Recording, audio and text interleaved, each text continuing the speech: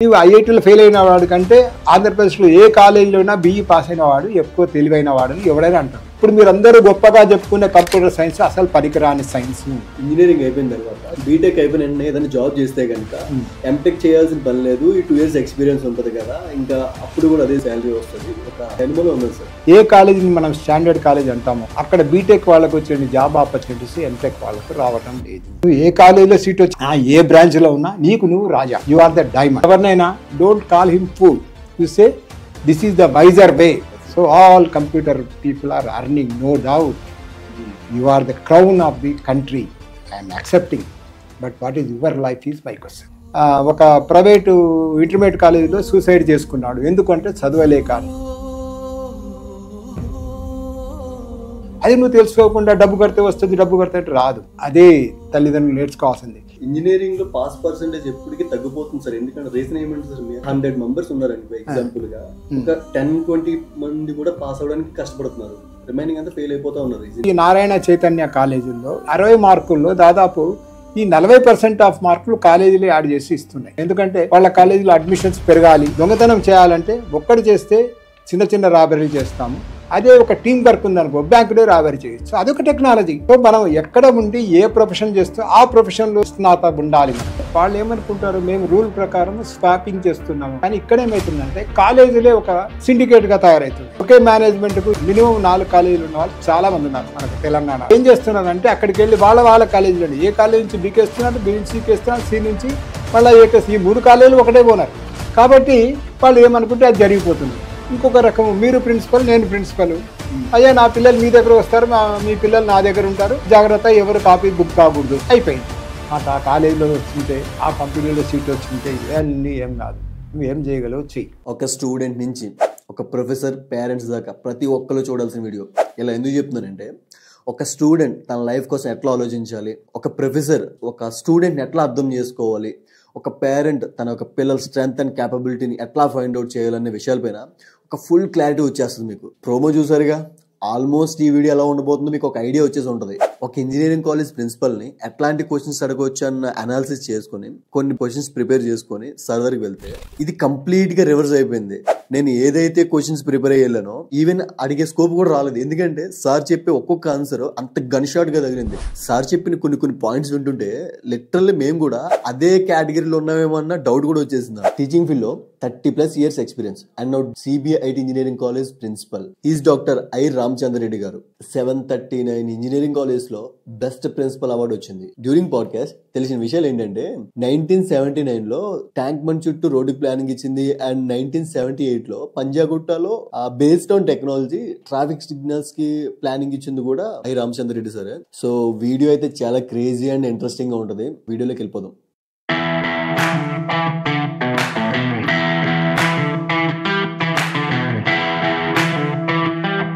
Hi sir, how are you? Good sir. చాలా రోజుల నుంచి మిమ్మల్ని ఇంటర్వ్యూ అడిగి ఫైనల్గా ఈరోజు ఇచ్చారు. Thank you so much sir, మీ వాల్యుబుల్ టైం ఇచ్చినందుకు. Sir already 38 years experience sir మీకు సివిల్ ఇండస్ట్రీలో. సార్ అంటే జనరల్గా 38 years నుంచి కాలేజీలో అట్లా ప్రొఫెసర్గా చెప్తున్నారు. ఎట్లా ఉంది సార్ ఆ బాండింగ్? ఇంకా ఇప్పటిదాకా ఇంకా ఎట్లా ఉందా స్టూడెంట్స్తో బాండింగ్? నేను 1974లో బీటెక్ ఫ్రమ్ అప్పటి కాలంలో రీజనల్ ఇంజనీరింగ్ కాలేజ్ వరంగల్ ఉండేది. ఇప్పుడు అది NIT వరంగల్ అయింది. తర్వాత వెంటనే నేను ఎంటెక్ చేశాను. 77 నుంచి ఉద్యోగంలో ఉన్నాను. 95లో నేను CBITకి ప్రిన్సిపల్ అయ్యాను. 82 నుంచి అక్కడ టీచ్ చేస్తున్నాను.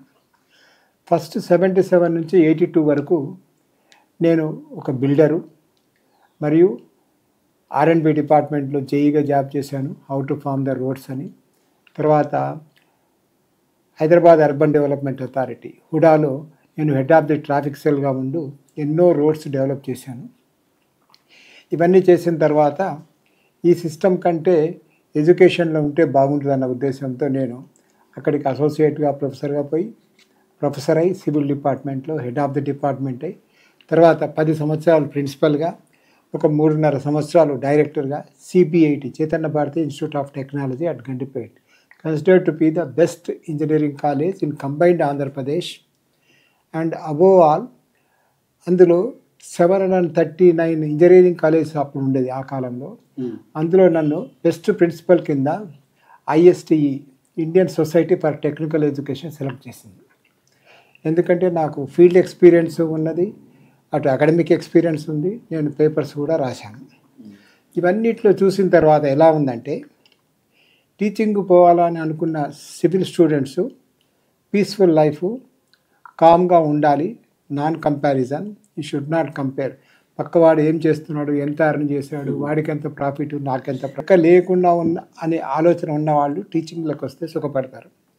కానీ మీ మోటివేషను నాకు సొసైటీలో మంచి పేరు ఉండాలి, ఇన్ఫ్లుయెన్స్ ఉండాలి, చాలా డబ్బు సంపాదించాలి అనుకున్నప్పుడు మీరు రియల్ ఎస్టేట్ చేసుకోవచ్చు. పబ్లిక్ ల్యాండ్ నేను ఇవ్వాలనుకుంటున్నాను, నేను కన్స్ట్రక్షన్ చేసుకోలేకపోతున్నాను అంటే వాళ్ళు ల్యాండ్ ఇచ్చేస్తారు, వాళ్ళ దగ్గర మనం కన్స్ట్రక్షన్ చేసి వాళ్ళకి, మరి ల్యాండ్ వాళ్ళు బిల్డింగ్ కన్స్ట్రక్షన్ చేసేస్తారు సార్, మరి వాళ్ళకి ప్రాఫిట్ ఎట్లా? నేను అది ఎట్లా చేస్తానంటే 2 రకాలు. ఒకరు ఏమంటారంటే మీరు నెలకు 50,000 ఇస్తాము, లేకపోతే 75,000 ఇస్తాము అంటారు. ఈ విధంగా చేయకండి మీరు. ఎందుకంటే 50,000 70,000 అంటే మీరు 2 సంవత్సరాలు కంప్లీట్ చేస్తే మీకు 50,000 లెక్కన సంవత్సరానికి 6 లక్షలు వస్తే 2 సంవత్సరాలకు వచ్చేది 12 లక్షలే. దాని బదులు అన్ని కష్ట సుఖాలు నేను పడతాను సార్, పెట్టుబడి ఒకటి మీ ల్యాండ్ మీదే, కట్టాల్సిన డబ్బు మీరు పెట్టండి, దాని మీద వచ్చిన దాంట్లో నాకు 15% ప్రాఫిట్ అడిగి. ఇప్పుడు 15% క్యాష్ తీసుకునే బదులు 15% ప్రాఫిట్. నేను ఒక సింపుల్ ఎగ్జాంపుల్ చెప్తాను. ల్యాండ్ మాత్రం వాళ్ళది మొత్తం కన్స్ట్రక్షన్ వర్క్ అంతా ఎవరైతే ఇది బిగినింగ్లో ఎంటెక్ చేసి సివిల్ ఇంజనీర్ వచ్చిన వాళ్ళు, మీరు పెద్ద ల్యాండ్స్ తీసుకొని అప్పుల్లో మునిగిపోకండి. నేను నా అనుభవంలో మీకు చెప్పేది ఏంటంటే, ఎక్స్పీరియన్స్ మనం పెట్టాలి, డబ్బు వేరే వాడు పెట్టాలి. అందులో ప్రాఫిటో లాసో ఏది వచ్చినా కూడా మనకు ఎక్స్పీరియన్స్ వస్తుంది. ఇది మన ఆబ్జెక్టివ్. రెండవది, మనం ఆనెస్ట్గా చేస్తే అవతల వాడికి నష్టం రాకుండా మనం కాపాడవచ్చు. అది తప్పకుండా ఏ సివిల్ ఇంజనీర్ అయినా చేయాల్సిన ఉద్యోగం. పక్కవాడిని మోసం చేద్దామనే ఐడియా ఎప్పుడు పెట్టుకోకండి. సార్ బేసిక్గా ఒకప్పుడు అంటే మీ టైంలో ఇంజనీరింగ్ స్టూడెంట్స్ అందరూ ఒక ప్లాట్ఫామ్ క్రియేట్ చేసుకొని చదువుకుంటూ వెళ్ళిపోయి జాబ్ నెక్స్ట్ అట్లా చూసుకుంటే ఇంజనీరింగ్ అయిపోయినా మీకు జాబ్ వచ్చేది, ఆపర్చునిటీ ఉండేది. నెక్స్ట్ ఇంకెవరైనా చదవాలనుకుంటే ఎంటెక్ చేసేవాళ్ళు, లేదంటే మాస్టర్ చేయాలనుకుంటే మాస్టర్ చేసేవారు. బట్ ఇప్పుడు అంత పేషెన్సీ లేకుండా ఉంది సార్. ఎవరైనా స్టూడెంట్స్ ఎట్లా చూస్తున్నారంటే, బీటెక్ అయిపోయిన వెంటనే 2 years ఎంటెక్ చేసే కన్నా మాస్టర్ చేసే కన్నా డైరెక్ట్గా జాబ్ తెచ్చుకుంటే ఆ 2 years ఎక్స్పీరియన్స్ వస్తుంది కదా, ఎంటెక్ చేసిన తర్వాత కూడా అదే శాలరీకి వస్తుంది కదా అన్నట్టుగా ఆలోచిస్తున్నారు సార్. దాని గురించి మీరు ఏమంటారు సార్? మీరు చెప్పింది కరెక్ట్, కానీ అండి అది ఎవరికి పనికి వస్తుందంటే, కంప్యూటర్ సైన్స్లో జాబ్ చేసుకుందాం అనుకున్న వాళ్ళకు పనికి వస్తుంది. ఎందుకంటే కంప్యూటర్ సైన్స్లో బీటెక్ వాడికి విలువ లేదు, ఎంటెక్ కంపల్సరీ చేసుకోవాలి. బీటెక్తో మీకు చెప్పింది బేసిక్ శాలరీ ఇస్తారు. అంటే ఒకవేళ పెంచి ఇచ్చిన 4 lakhs 5 lakhs. ఏదో మీరు పేపర్లో చూస్తుంటారు, బిట్స్ పిల్లారంలో ఉస్మానియా యూనివర్సిటీలో వాడికి 15 లక్షలు వచ్చింది, 25 లక్షలు వచ్చింది, 50 లక్షలు వచ్చిందని. అయ్యా నేను NIT స్టూడెంట్, NIT వరంగల్.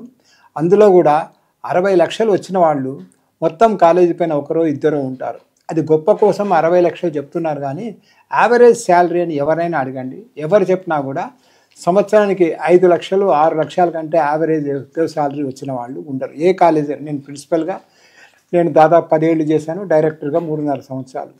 అంటే మనం ఏంటంటే 2 లక్షల జీతం వచ్చిన వాడిని కూడా చూసుకోవాలి, అక్కడి నుంచి 40 లక్షల ప్రయాణం వచ్చిన వాళ్ళు అన్ని యావరేజ్ చేసి ఎంతమంది స్టూడెంట్స్ ఉన్నారు, ఎంత శాలరీ వచ్చింది డివైడ్ చేస్తే యావరేజ్ శాలరీ 5 lakhs కంటే ఎవరికి ఏ కాలేజీలో కూడా రాదు. వాళ్ళు చెప్పడానికి ఎప్పుడు హయ్యర్ ఫిగర్ చెప్తారు. నేను కూడా ఒక టీచర్గా చెప్పేటప్పుడు నా స్టూడెంట్ యూనివర్సిటీ ఫస్ట్ వచ్చాయని చెప్పాను, కానీ ఎంతమంది ఫెయిల్ అయ్యారో ఎప్పుడు చెప్పలేదు. మీరు ఇంటర్మీడియట్ కాలేజ్ అడ్వర్టైజ్మెంట్ చూస్తున్నారు, మా వాడికి స్టేట్ ఫస్ట్ వచ్చింది, నేషనల్ ఫస్ట్ వచ్చింది, ఇన్ని ఇంజనీరింగ్ కాలేజీలో సీట్లు వచ్చాయి, మెడికల్ కాలేజ్ సీట్లు వచ్చారు అంటున్నారు, కానీ మొత్తం ఎంతమంది స్టూడెంట్స్ జాయిన్ అయ్యారన్న సంగతి ఎవరు చెప్పట్లేదు, మనం అడగట్లేదు. ఎందుకంటే మనం ఎప్పుడు మోసపోవడానికే తయారై ఉంటాం, ఇది మన నేచర్.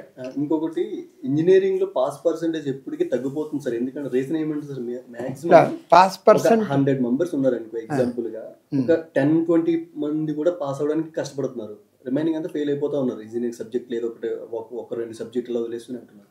దానికి కారణం ఏంటంటే, మీరు పూర్వకాలం చూస్తే 60% మార్కులు వచ్చిన వాళ్ళే ఇంజనీరింగ్లో జాయిన్ అవ్వాలా అని ఉన్నది. ఇప్పుడు కూడా అదే రూల్ ఉంది అనుకోండి. కానీ ఇప్పుడు పర్సంటేజ్లు 90% కంటే పైన వచ్చిన వాళ్ళు మీకు ఏ స్టేట్లో తీసుకున్నా కూడా not less than 20 to 22% people are getting more than 90%. సరే ఫెయిల్ అయిన వాళ్ళు వేరే సంగతి, కానీ పాస్ అయిన వాళ్ళు ఎవరు చూసినా కూడా మోర్ దాన్ 65% ఉన్నారు. అంటే పాస్ అయిన ప్రతి intermediate student eligible to become engineer అని మనం అనుకుంటున్నాం. కానీ ఇక్కడ ఏంటంటే 60 మార్కుల్లో దాదాపు ఈ 40% ఆఫ్ మార్కులు కాలేజీలో యాడ్ చేసి ఇస్తున్నాయి ఏదో ఒక. ఎందుకంటే వాళ్ళ కాలేజీలో అడ్మిషన్స్ పెరగాలి, లేకపోతే ఎక్కువ మంది అట్రాక్టర్ కావాలంటే. నాకు తెలిసి ఈ నారాయణ చైతన్య కాలేజీల్లో, ఎందుకంటే నా దగ్గర 13 ఏళ్ళు పిల్లలు నా దగ్గర జాయిన్ అయ్యారు. నేను వాళ్ళని అడిగేవాళ్ళని, మీరు ఈ ఎక్స్పెరిమెంట్స్ అన్నీ చేస్తారంటే లేదు సార్ మాకు ల్యాబ్ ఎప్పుడు పోము, ఏదో ఎక్స్టర్నల్ మేనేజ్ చేసి మార్కులు లభిస్తారు. తప్పకుండా జరుగుతుందండి. ఈ కాలేజీలో కూడా మీరు అడిగిన దానికి నేను రెలవెంట్ ఎగ్జాంపుల్ చెప్తాను. ఉస్మానియా యూనివర్సిటీ తర్వాత JNTU, ఈ 2 కాలేజీలతో నాకు అనుభవం ఉంది. ఎందుకంటే నా క్లాస్మేట్స్ వైస్ ఛాన్సలర్గా రెండిట్లో రిటైర్ అయ్యారు. నా స్టూడెంట్సే ఇప్పుడు ఉస్మానియా యూనివర్సిటీలో రిజిస్టర్గా ఉన్నారు. తర్వాత JNTUలో నా జూనియర్స్ రిజిస్టర్గా ఉన్నారు.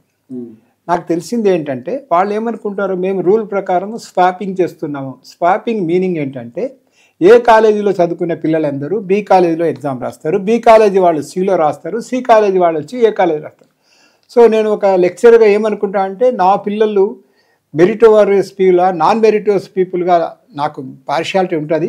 అది లేకుండా వేరే కాలేజీలో చూసినప్పుడు ఆ కాలేజీ వాళ్ళు ఏమనుకుంటా అంటే అందరినీ ఒకే రకంగా చూస్తారు, కాబట్టి అందులో కాపీ జరగదు అని మనం ఊహించుకుంటారు. ప్రతి వాళ్ళు అలా అనుకుంటారు. కానీ ఇక్కడ ఏమవుతుందంటే కాలేజీలే ఒక సిండికేట్గా తయారవుతున్నాయి. నేను పేరు చెప్పను కానీ మీకు తెలుసు, ఒకే మేనేజ్మెంట్కు 8 కాలేజీలు 10 కాలేజీలు మినిమం 4 కాలేజీలు ఉన్న వాళ్ళు చాలామంది ఉన్నారు మనకు తెలంగాణలో. వీళ్ళు ఏం చేస్తున్నారంటే అక్కడికి వెళ్ళి వాళ్ళ కాలేజీలోనే ఏ కాలేజీ నుంచి బీకి వేస్తున్నారు, B నుంచి Cకి వేస్తున్నారు, C నుంచి మళ్ళీ ఈ 3 కాలేజీలు ఒకటే పోనారు. కాబట్టి వాళ్ళు ఏమనుకుంటే అది జరిగిపోతున్నది. తర్వాత ఇప్పుడు ఈ కాలేజ్ యాజమాన్యం ఎవరైతే ఉన్నారో వాళ్ళకి ఫోన్ చేసి జస్ట్ ఇంకేం ఫోన్ చేయక్కర్లేదు, అక్కడ రాసేది వీళ్ళ వాళ్ళే కదా. ఇంకొక రకం, మీరు ప్రిన్సిపల్ నేను ప్రిన్సిపల్, అయ్యా నా పిల్లలు మీ దగ్గర వస్తారు, మీ పిల్లలు నా దగ్గర ఉంటారు, జాగ్రత్త ఎవరు కాపీ బుక్ కాకూడదు, అయిపోయింది. ఎవరేం చేస్తున్నారన్న సంగతి ఎవరికి తెలియదు. మన పేపర్లో సిస్టమ్ ఎప్పుడు బాగుంటుంది, సిస్టంలో లూక్ పోలే మనం ఆలోచించట్లేదు. మన సిస్టంలో ఏ తప్పు జరిగినా పనిష్మెంట్ బాగా ఉన్నది. మనం ఇప్పుడు ఉన్న ఏ క్లాజులు కానీ ఏ జ్యుడిషియల్ సిస్టమ్ కానీ మార్చక్కర్లేదు. కానీ మనుషులే రాంగ్ ఇంటర్ప్రిటేట్ చేస్తున్నారు. మీరు చూస్తున్నారు, కోర్టులో మనం కేసు వేసుకుంటే 15 ఏళ్ళు, సివిల్ కేసు అంటే 30 ఏళ్ళు 40 ఏళ్ళు జరుగుతున్నది. మరి ఇప్పుడు కొందరు లంచ్ మోషన్లు వేస్తారు, ఈవినింగ్ లోపల జడ్జిమెంట్స్ జైలు అన్నా తెచ్చుకుంటున్నారు, బెయిల్ అన్నా తెచ్చుకుంటున్నారు. మరి మన కేసులు ఎందుకు రావు? ఇది కామన్ సెన్స్. కాబట్టి నేను ఎవరిని క్రిటిసైజ్ చేయను. సిస్టంలో ఎన్నో రకాలు ఉంటాయి, మనకు తెలియదు. నేను ఇప్పుడు చెప్పేది మీకు ఏంటంటే సిస్టమ్ గురించి కాదు, మీరు ఎలా బాగుపడాలి. ఇందులో నేను బేసిక్గా చెప్పేది, నేను ఫస్ట్ కాలేజీలో జాయిన్ అయినప్పుడు చాలామందికి హిందూ పేపర్ చదవండి, ఇంగ్లీష్ ఇంప్రూవ్ అవ్వాలి, మీ కమ్యూనికేషన్ కావాలని.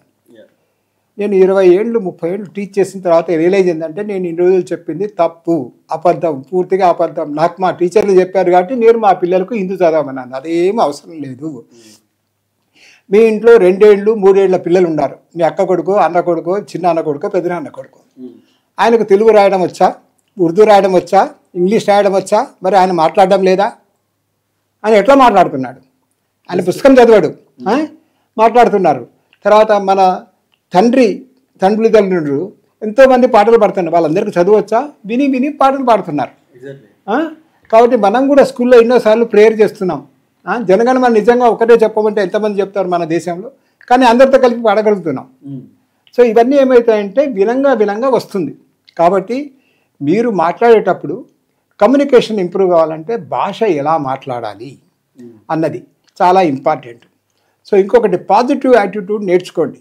మీరు ఉద్యోగంలో ఉన్నప్పుడు, ఫర్ ఎగ్జాంపుల్ మీరు ఇంజనీర్ కావచ్చు, లేకపోతే MBA చేసి మార్కెటింగ్ కావచ్చు, ఏది ఉన్నా కూడా కమ్యూనికేషన్లో పాజిటివ్ థింగ్స్ చెప్పాలి, నిజం చెప్పాల్సిన అవసరం లేదు. అంటే నేను అబద్ధం చెప్పమని చెప్పట్లేదు. ఎవరైనా ఒకటి చెప్పినప్పుడు ఏంటండి మీరు మీ సెల్ ఫోన్ ఎందుకు కొనాలంటే, సార్ చాలా సెల్ ఫోన్స్ ఉన్నాయి, దానికంటే దీంట్లో అడ్వాంటేజ్ ఏమంటే ఈ సెల్ ఫోన్ రేట్ తక్కువ కానీ దీంట్లో యూసేజ్ చాలా ఉంటాయని ఒక 100 యూసేజ్ చెప్పండి. ఎవరైనా దాంట్లో 25-35 యూసేజ్లు చేస్తారు కానీ మిగిలిన 70 యూజ్ చేయరు. కొందరు చెప్తారు దీనికి ఇన్ని ఫ్లెక్సిల్స్ ఉంటుంది, ఈ ఫోటో తీస్తే ఇంత గ్రాండ్గా ఉంటుంది. సెల్ వాడే వాళ్ళకి ఎంతమందికి ఫోటోగ్రఫీలో స్కిల్ ఉన్నది, ఎంతమందికి ఫోటోగ్రఫీలో డెప్త్ ఉన్నది మనకు ఒకటే తెలుసు. 20,000 సెల్ ఫోన్ కంటే 70,000 సెల్ ఫోన్లో ఫోటో బాగా వస్తుందని. దాంట్లో ఏముందో దీంట్లో ఏముందో మనకు తెలియదు, అంతే కదా. ఇది మనము మర్చిపోతున్నాం.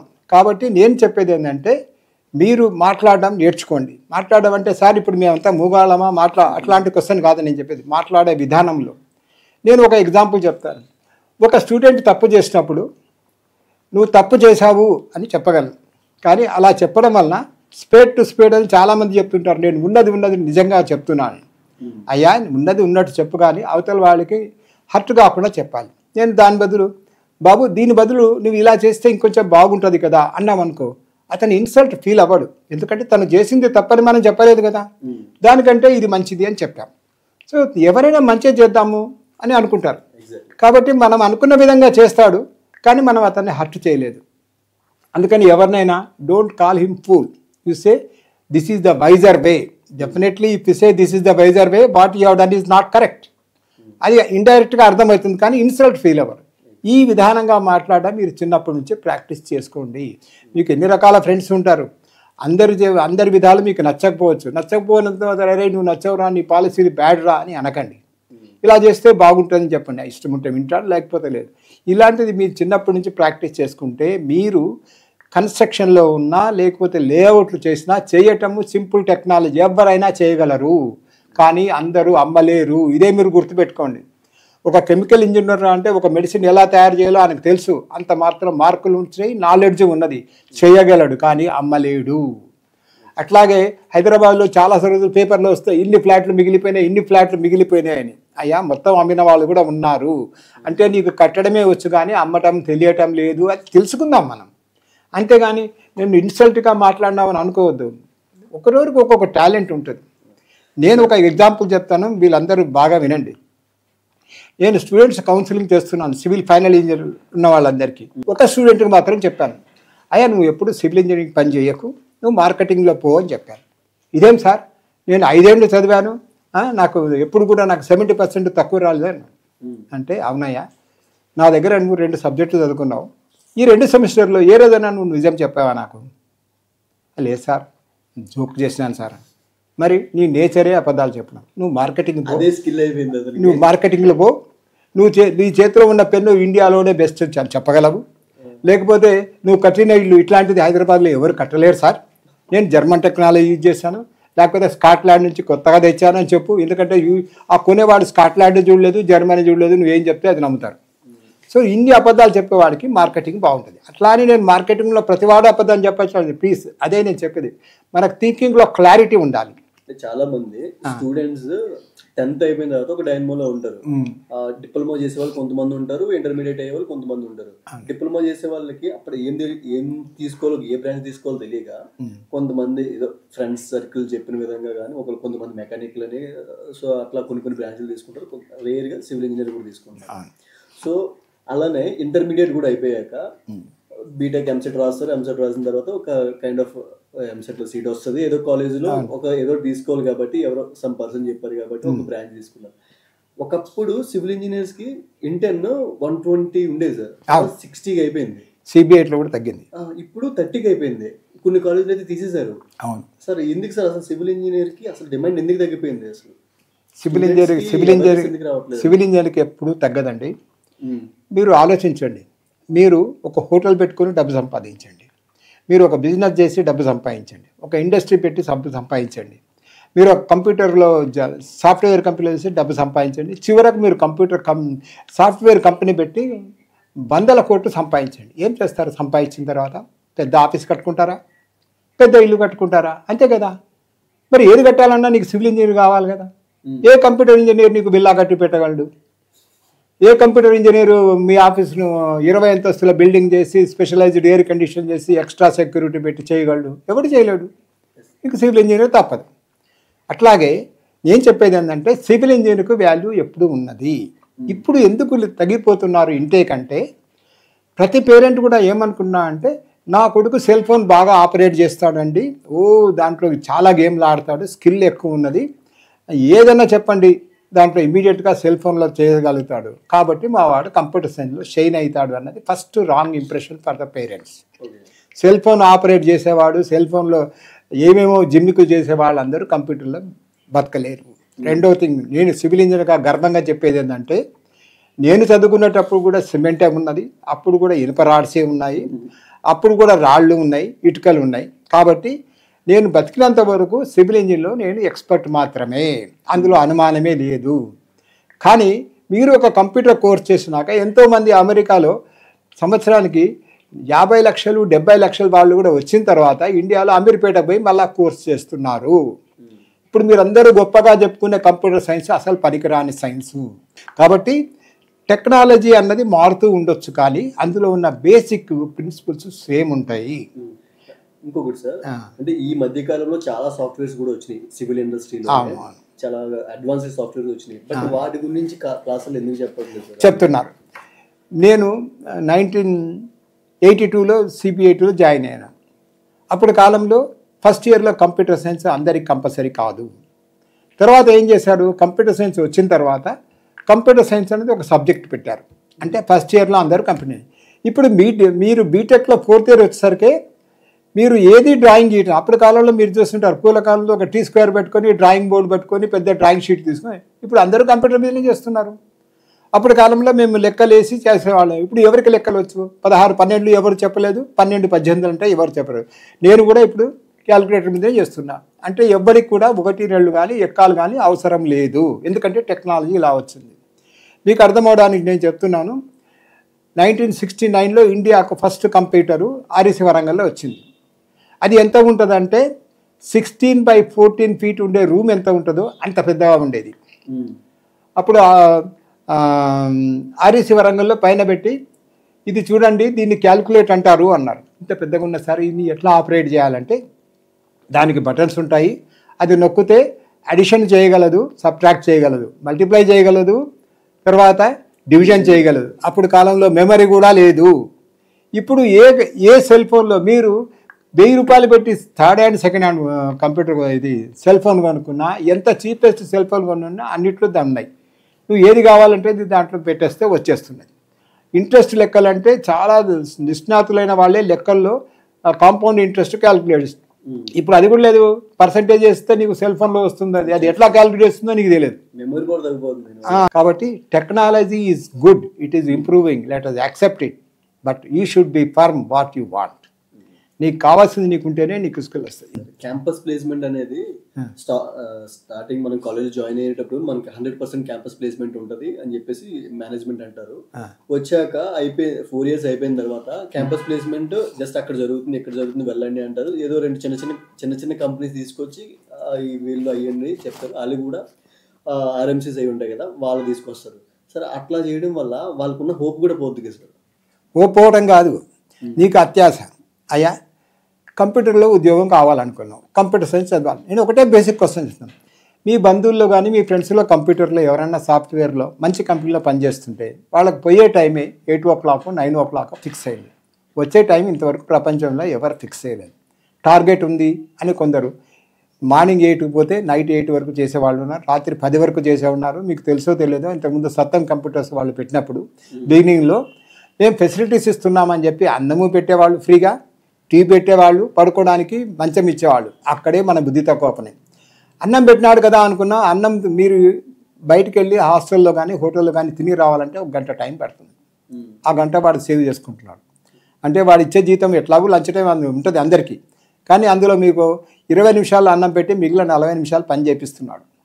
మీరు అనుకుంటారు టీ తాగడానికి కూడా వాళ్ళే ఇస్తున్నాడు. టీ ఇవ్వట్లేదు, వాడు మీకు 2 రూపాయల టీ కాకుంటే 20 రూపాయలు టీ ఇస్తున్నాడు.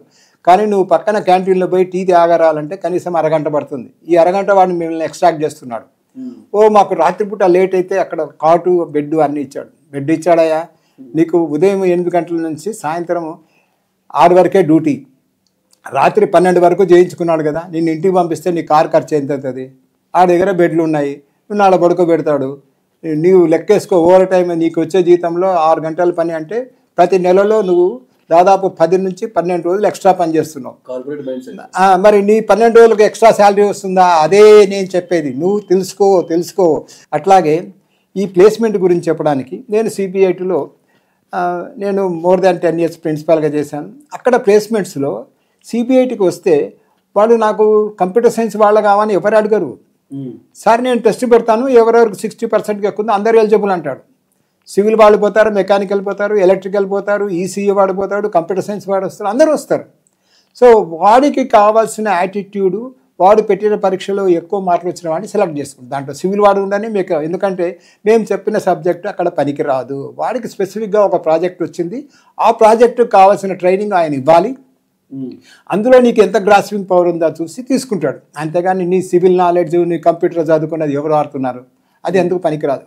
మరి మీరు అన్నప్పుడు మీరు కాలేజ్ ఎందుకు పెట్టారు సార్ అని. మేము కాలేజ్ పెట్టింది ఎందుకంటే నాలెడ్జ్ ఇవ్వటానికి. సార్ జనరల్గా కాలేజీలో ఒక ఇంజనీరింగ్ కాలేజ్ ఆర్ ఎనీ కాలేజీలో ఒక ప్రొఫెసర్ క్లాస్ చెప్పేటప్పుడు చాలా మంది స్టూడెంట్స్ లైట్ తీసుకుంటారు, కొంతమంది పర్టికులర్గా కొంతమంది క్లాస్ వింటారు, వాళ్ళు పాస్ అయిపోతారు. తర్వాత కూడా వాళ్ళ రిమైనింగ్ స్టూడెంట్స్ కూడా పాస్ అయ్యేలాగా ఒక ప్రొఫెసర్ ఎందుకు చేయలేకపోతున్నారు సార్? అంటే వాళ్ళు కూడా మోటివేట్ చేయగలగాలి. 2 రకాలండి. ఇది ఎట్లా ఉంటుందంటే, చదువుకునే పిల్లలు ఇప్పుడు సిబిఐటిలో నేను పాఠం చెప్పాను, నేను గొప్ప టీచర్ అని చెప్పడం కాదు, కానీ నా దగ్గరికి వచ్చే పిల్లలందరూ అరౌండ్ 90% అండ్ అబోవ్ ఉంటారు. అంటే నేను కొంత చెప్తే కొంత చదివి తెలుసుకోగల జ్ఞానం ఉంది, చదవగల ఓపిక ఉన్నది. వాడికి ఇంటర్మీడియట్ 90% వచ్చాయంటే ఊరికనే రావు కదా. కనీసం రోజుకు 1 గంట కాకున్నా కూడా వారంకు కనీసం 4-5 గంటలు చదివి ఉంటాడు. అలాంటి వాడు వచ్చినప్పుడు నేను చెప్తాను, చెప్పింది వాడు వింటాడు, పూర్తిగా అర్థమైతే మంచిదే.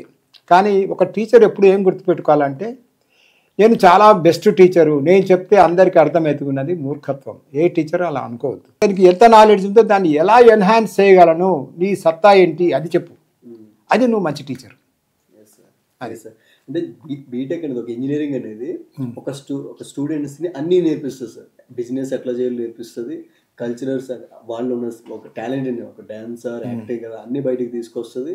నెక్స్ట్ ఇంకా చదువు, ఇంకా ఏ కైండ్ ఆఫ్ ఏదైనా ఇన్నోవేషన్ అని ఉంటే అది కూడా బయటికి తీసుకొస్తుంది.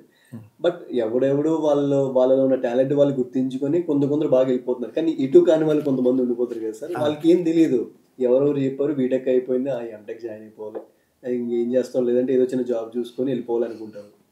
అలాంటి వాళ్ళను ఎందుకంటే అండి, ఫస్ట్ యాటిట్యూడ్ ఇంపార్టెంట్. నేను ఇప్పుడు ముందే చెప్పాను కదా, నేను డబ్బు సంపాదించుకోవాలి అన్న ఆబ్జెక్ట్ పెట్టుకున్నప్పుడు దాంట్లో మళ్ళీ రూల్ ప్రకారం సంపాదిద్దామా, అన్యాయంగా సంపాదిద్దాం.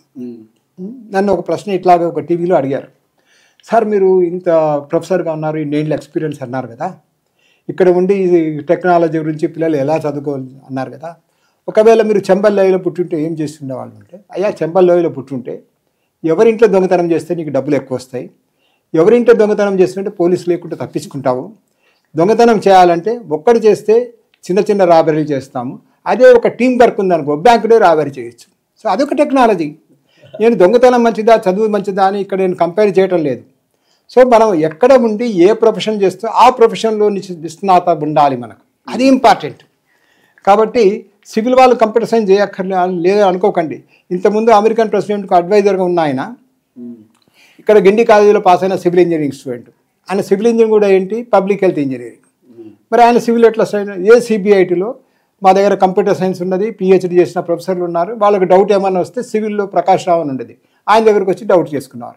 మరి సివిల్ ఆయనకు ఎందుకంటే ఆయన కంప్యూటర్ మీద రెగ్యులర్గా ప్రాక్టీస్ చేస్తాడు. So practice makes a man perfect. మీకు నాలెడ్జ్, పుస్తకాల నాలెడ్జ్ ఉండదు, కానీ వితౌట్ ప్రాక్టికల్ నాలెడ్జ్ పనికిరాదు. స్టూడెంట్స్కి కాలేజీలో ప్రాక్టికల్ నాలెడ్జ్ ఉండట్లేదు అంటూ చాలా మంది స్టూడెంట్స్ అంటున్నారు. మేము ఎంజాయ్ చేస్తున్నాము, అంత బీటెక్ బాగా ఎంజాయ్ చేస్తాం అంటున్నారు. బట్ ఎందుకు సార్ అంత ప్రాక్టికల్ నాలెడ్జ్ నేర్చుకునే అంత మైండ్ సెట్ అప్పుడు రావట్లేదు అంటారా? కాదు, ఇక్కడ ఏమవుతుందంటే స్టూడెంట్ అన్ని బయటకు వచ్చిన తర్వాత చెప్తాడు, కానీ లోపల ఉన్నప్పుడు ఎంతమంది ప్రాక్టికల్ క్లాస్కు అటెండ్ అవుతున్నారు, తర్వాత ల్యాబ్స్కి పోడు, కానీ నాకు ప్రాక్టికల్స్ ఏం చెప్పలేదు. ఇంకొకటి నేను చెప్పేది, 68 to 70s అప్పుడు మొత్తము కంబైన్డ్ ఆంధ్రప్రదేశ్లో 7-8 ఇంజనీరింగ్ కాలేజీలు ఉండేవి. అప్పుడు ఇండస్ట్రీస్ చూస్తే దాదాపు 1000-1500 ఇండస్ట్రీస్ ఉండేది. కాబట్టి ప్రతి స్టూడెంట్కు ఏదో ఒక ఇండస్ట్రీలో మేమంతా ట్రైనింగ్ పోయినాం. ఇప్పుడు మీరు హైదరాబాద్లో చూస్తే నంబర్ ఆఫ్ కాలేజెస్, స్టూడెంట్స్ చూస్తే కంప్యూటర్ సైన్స్ స్టూడెంట్స్ ఇక్కడ ఉన్న సాఫ్ట్వేర్ కంపెనీల్లో ఉన్న ఎంప్లాయీస్ కంటే ఎక్కువ మంది ఉన్నారు. అవి ఎవరయ్యా నీకు ట్రైనింగ్ ఇచ్చేది? అంటే వాళ్ళు ప్రాజెక్టులు చేసుకోకుండా నీకు ట్రైనింగ్ ఇస్తుంటే ఆయన మన స్కూల్ పెట్టుకున్నా కాలేజ్ పెట్టుకున్నాడా? కాబట్టి నువ్వే చేసుకోవాలి. సరే, నీకు చెప్పాలంటే మీ టీచర్లకు ప్రాక్టికల్స్ తెలిసి ఉండాలి. మీ టీచర్లకు ప్రాక్టికల్స్ తెలిసి ఉండాలంటే అంత లేటెస్ట్ ఎక్విప్మెంట్ కాలేజ్ కొంటుందా, అంత కొనడానికి ఫీజు వస్తుందా, ఇవన్నీ లెక్కలే కదా. సో ఇవన్నిటిని బట్టి చూస్తే, ఎందుకంటే ఇప్పుడు ప్రాక్టికల్స్ ఇవ్వడానికి ఛాన్సెస్ తగ్గిపోతాయి. ఎందుకు తగ్గుతున్నాయంటే, number 1, management may not be interested. Management is motivated only to earn money అన్నప్పుడు కొనరు. 20 మందికి 20 కంప్యూటర్లు అంటే చూపిస్తారు, కానీ 20 కంప్యూటర్లకు కాన్ఫిగరేషన్ ఏంటి, ఏ లెవెల్ స్పీడ్ ఉంది వాటికి, దాంట్లో ఏ సాఫ్ట్వేర్ పనిచేస్తుంది అన్నది ఇంపార్టెంట్. అది మనం ₹1,00,000 కంప్యూటర్ కొనుక్కోవచ్చు, మనం ఇళ్ళలో చేసినవి అయితే 30,000 కూడా వస్తున్నాయి. నీకు 30,000 కంప్యూటర్లు పెట్టి నీకు ₹1,00,000 నాలెడ్జ్ ఎట్లా వస్తుంది? మరి నువ్వు జాయిన్ అయ్యేటప్పుడు కూడా ఏమనుకుంటున్నావు? ఒకటి బాగా పేరెంట్స్ మీరు వినండి ఈ మాట, ప్రతి వాళ్ళు మీకు మంచి కాలేజీలో సీట్ కావాలి అనుకుంటారు. ఎందుకంటే మీ వాడు డిసిప్లిన్ ఉన్న కాలేజీలో, ఎక్కువ ఉద్యోగులు వచ్చే కాలేజీలో జాయిన్ కావాలని. మరి మీ వాడు కాలేజీకి టైంకి పోడు. నేను ఒక ప్రశ్న మిమ్మల్ని అడుగుతున్నాను, ఎన్ని సినిమాలు ఇంటర్మీడియట్ నుంచి ఇంటర్వెల్ నుంచి చూశారు? ఎన్నిసార్లు మీరు ట్రైన్ మిస్ అయ్యారు? ఎన్నిసార్లు మీ ఊరికి పోవాలన్న బస్సు మిస్ అయ్యారు? ఏం మిస్ కాలేదు కదా, మరి క్లాస్కి ఎందుకు లేట్కి వస్తారు? అంటే నీకు చదువు మీద అంత మాత్రమే ఇంట్రెస్ట్ ఉన్నది. సినిమా మీద నువ్వు పోయినప్పుడు ట్రైల్లు చూడాలి, వాళ్ళు వేసే టైటిల్స్ కూడా చూడాలి, ఎండ్ అనే వంతుకు చూస్తాం. ఎందుకంటే ఆడ మీరు ₹100 టికెట్ కొన్నా, అరే నువ్వు ఇక్కడ ₹1,00,000 పెట్టి సీటు తీసుకొని ఇది ఎందుకు చదువుకో? ఇవ్వట్లేదు. కానీ నువ్వేమంటావు, నేను కూడా సిబిఐట్లో చదువుకున్నాను, నాకు ఉద్యోగం రాదు. నీకు వస్తే ఎందుకు వస్తుందా? సిబిఐట్లో నీకు అటెండెన్స్ ఏమో 30% ఉన్నా, వాడికేమో 90% ఉండా. 90% ఉన్నవాడికి ఎక్కువ వస్తుందా, 30%కి ఎక్కువ వస్తుందా? ఇది కాదు, మా వాడిని అక్కడ జాయిన్ చేసామండి, జాబ్ రాలేదండి. జాబ్ రాలేదు. నేను కొందరిని చూశాను, 90% వచ్చిన వాడికి కూడా మా దగ్గర కొందరికి జాబులు రాలేదు. ఎందుకు రాలేదంటే ఆయన నోరు తెరిచి మాట్లాడ్డాయ్యా. ఏమంటే వాడికి రిజర్వేషన్ ఎక్కువ సార్, సిగ్గు ఎక్కువ. నీకు సిగ్గుంటే అవతల వాడు అడిగింది మీ వాడికి ఆన్సర్ తెలుసు అని నాకు తెలుసు, ఎందుకంటే 90% వచ్చింది. కానీ వాడు నోరు తెరిచి మాట్లాడు, వాడికి ఉద్యోగం రాకపోతే సిబిఐని బ్లేమ్ చేస్తాను. సో ఇక్కడ యాటిట్యూడ్ అన్నది మోర్ ఇంపార్టెంట్. నువ్వు ఏం చేయగలవు అని. సిబిఐట్లో ఫెయిల్ అయిన వాళ్ళు కూడా చెప్తాను, వాళ్ళు కూడా మినిస్టర్ అయినారు డిస్కంటిన్యూ చేసి. ఏమండి, చాలామంది మెకానికల్ ఇంజనీరింగ్లో ఫెయిల్ అయిన వాళ్ళు, సివిల్ ఇంజనీరింగ్లో ఫెయిల్ అయిన వాళ్ళు అయితే పెద్ద పెద్ద బిల్డర్స్ ఉన్నారు. నేను పేరు చెప్పను కానీ అందరు ఎదురుగా వాళ్ళు పెద్ద పెద్ద బిల్డర్స్, వాళ్ళు కోట్లలో అర్న్ చేస్తున్నారు. పాస్ అయిన వాళ్ళు పిహెచ్డి చేసుకొని వాళ్ళ దగ్గర ఎంప్లాయ్ చేస్తున్నారు. దాన్ని తీసుకోండి. నేను నారాయణమ్మ కాలేజీలో డైరెక్టర్ చేశాను. పుల్లారెడ్డి పెట్టిన కాలేజీ, పుల్లారెడ్డి ఎడ్యుకేషన్ క్వాలిఫికేషన్ ఏంటి, నా క్వాలిఫికేషన్ ఏంటి? సో కాలేజీ పెట్టడం అంత ఈజీ కాదు. నాలాంటి వాళ్ళని 100 మందికి ఆయన జీతం ఇచ్చి పెట్టగలడు. అది ఆయన దగ్గర మేనేజ్మెంట్ స్కిల్ ఉన్నది, నా దగ్గర లేదు. నాకు పాఠం చెప్పడం వచ్చు, నాలెడ్జ్ ఉంది. నా నాలెడ్జ్ ఎవరైనా ఉపయోగించుకొని నేను ఇస్తాను, అంతేగాని నేను సొంతంగా ఏం చేయలేను. ఇది తెలుసుకోవాలి. మరి పుల్లారెడ్డి చిన్న స్వీట్ షాప్ పెట్టాడు, ఆయన అన్ని కోట్ల రూపాయలు సంపాదించాడు. 2 ఇంజనీరింగ్ కాలేజీ పెట్టారు కర్నూలులో. ఇక్కడ ఎంతమంది బిజినెస్ చేసిన వాళ్ళు కాలేజీలు పెట్టారు. సో ఇది మనం నేర్చుకోవాల్సింది సొసైటీలో చూసి. సార్ ఇంకొకటి, స్టూడెంట్స్ కానీ ఎవరైనా ఇప్పుడు ఇంజనీరింగ్ అయిపోయిన తర్వాత చాలా మంది ఎంటెక్కి వెళ్ళారా, లేదంటే కొంతమంది ఎంటెక్ చేద్దాం, కొంతమంది మాస్టర్ చేద్దామని కొంతమంది అనుకుంటున్నారు. బట్ ఏంటంటే సివిల్లో మెయిన్ పర్టికులర్ చూసుకుంటే బీటెక్ అయిపోయిన ఏదైనా జాబ్ చేస్తే కనుక ఎంటెక్ చేయాల్సిన పని లేదు, ఈ 2 years ఎక్స్పీరియన్స్ ఉంటుంది కదా, ఇంకా అప్పుడు కూడా అదే శాలరీ వస్తుంది. ఎంటెక్ చేసిన తర్వాత జాబ్ చేసిన అదే ఫ్రెషర్గా వస్తాం, అదే శాలరీ వస్తుంది. చాలా మంది ఒక డైనమోలో ఉన్నారు సార్. అది పూర్వకాలం బాగుంది, కానీ ఇప్పుడు నేను చెప్తున్నాను, మీరు ఏ కాలేజీలోనా తీసుకోండి, ఏ కాలేజీని మనం స్టాండర్డ్ కాలేజ్ అంటామో, మంచి రెప్యూటెడ్ కాలేజ్ అంటామో, అక్కడ బీటెక్ వాళ్ళకు వచ్చే జాబ్ ఆపర్చునిటీస్ ఎంటెక్ వాళ్ళకు రావటం లేదు. ఎంటెక్ వాళ్ళు కూడా ఎలిజిబులే, ఎందుకంటే వాళ్ళకు కూడా అబౌవ్ 60% వచ్చింది. కానీ ఎంటెక్ వాళ్ళు నా దగ్గరికి వచ్చారు, సార్ మేము పీజీ చేసాము మాకు రాలేదు అని. అయ్యా నువ్వు పీజీ చేసావు, మార్కులు వచ్చాయి, నీ నాలెడ్జ్ ఎంత ఉన్నది? నా దగ్గర బీటెక్ చదువుకున్న వాడికి 8 లక్షల శాలరీ వచ్చింది, మరి నేను సెలెక్ట్ కూడా కాలేదు కదా, ఎక్కడ తప్పు ఉన్నది?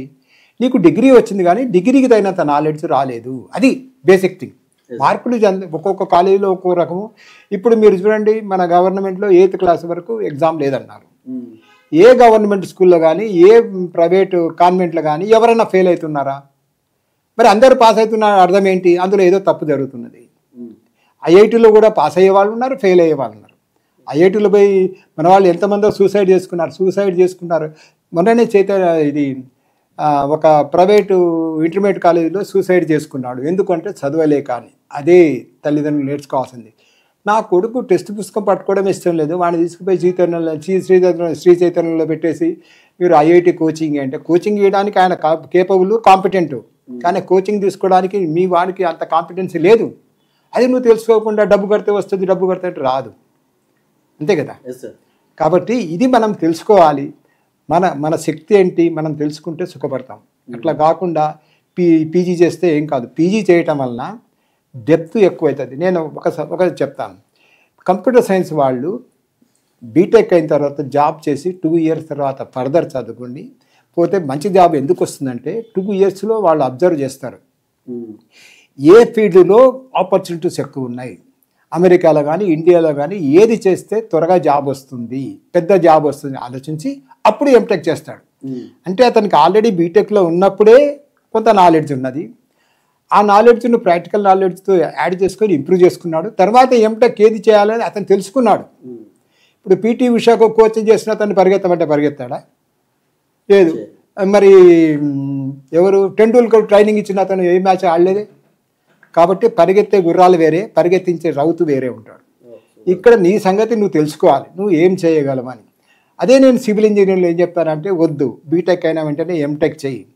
ఎందుకంటే నేను ఇప్పుడు లేటెస్ట్ టెక్నాలజీతో బిల్డింగ్ కడదామన్నప్పుడు లేటెస్ట్ టెక్నాలజీ చేసిన వాడే నాకు కావాలి. కానీ నేను బీఈ చేసి 2 ఏళ్ళు ఏం చేసినావా? నువ్వు బీఈ చేసినావు, నీకు వర్క్ ఇస్తాము. ఎంత లెవెల్ వర్క్ ఇస్తాము? నువ్వు ఫీల్డ్ మీద నిలబడి సూపర్వైజర్ లాగా లేబర్ ఎంత వచ్చినా లెక్క పెట్టి ఏం రాడ్స్ ఎక్కడ పెట్టారు చూస్తావు. నువ్వు అదే ఎంటెక్ ఉంటే ఏ రాడ్ ఎందుకు పెట్టాలి, ఎక్కడ పెట్టాలి, ఎంత డిస్టెన్స్లో పెట్టాలి, ఏ సైజు పెట్టాలి నీకు తెలుస్తుంది, చేస్తున్నావు. కాబట్టి ఎంటెక్ వాడికే నేను ఎక్కువ ఇస్తాను. నువ్వు లేకపోతే ఏమయ్యా, నేను పాలిటెక్నిక్ వాడిని పెట్టుకుంటా. అంతకు లేకపోతే ఒక ఎక్స్పీరియన్స్ ఉన్న మ్యాథ్ని పెట్టుకుంటే నా పని జరుగుతుంది. కానీ ఎంటెక్ ఉన్న వాళ్ళ పని జరగదు కదా. సో ఎంటెక్ తర్వాత పిహెచ్డి. ఎందుకంటే సాఫ్ట్వేర్ను ఎలా మార్చుకోవాలి అన్నది తెలియాలి. ఇప్పుడు క్యాడ్కామ్ డ్రాయింగ్ వచ్చింది, అది మెకానికల్ వాళ్ళు వాడతారు, సివిల్ వాళ్ళు వాడతారు, అందరూ వాడుతున్నారు, ఆర్కిటెక్చర్ వాళ్ళు కూడా వాడతారు. కానీ నీకు అందులో ఏ పాయింట్ నీకు యూస్ఫుల్, దాని మీద ఎలా డెవలప్ చేసుకోవాలి, దాన్ని ఎలా ఆపరేట్ చేయాలి, అది కాకపోతే లేటెస్ట్ టెక్నిక్ ఏంటి అనేది తెలుసుకోవాలి. నేను ఎన్ఐటీలో బీటెక్ చేశాను, ఎంటెక్ చేశాను. మేము అప్పుడు ఒక రౌండ్ అబౌట్ గీయాలంటే చాలా కష్టపడి ఒక సర్కిల్ కొట్టి దానికి డిస్టెన్స్లో ఇంకో సర్కిల్ ఎలా కొట్టాలి. ఇప్పుడు లేటెస్ట్ టెక్నిక్స్ చాలా వచ్చాయి, ఆ సర్కిల్స్ అన్ని గీయక్కర్లేదు, ఎంత సింపుల్గా చేయవచ్చు ఇప్పుడు నేర్పిస్తున్నాం. సో నేను 7 ఏళ్ళు చదువుకుని నాకు తెలియంది మాకు ఒక డ్రాఫ్ట్స్మెన్ నేర్పించేది చేస్తే సింపుల్ సార్ అని. ఎందుకంటే ఈయన రోజు అదే గీస్తాడు కాబట్టి దాన్ని ఎట్లా చేయగలరా అనేది నేర్పిస్తాడు.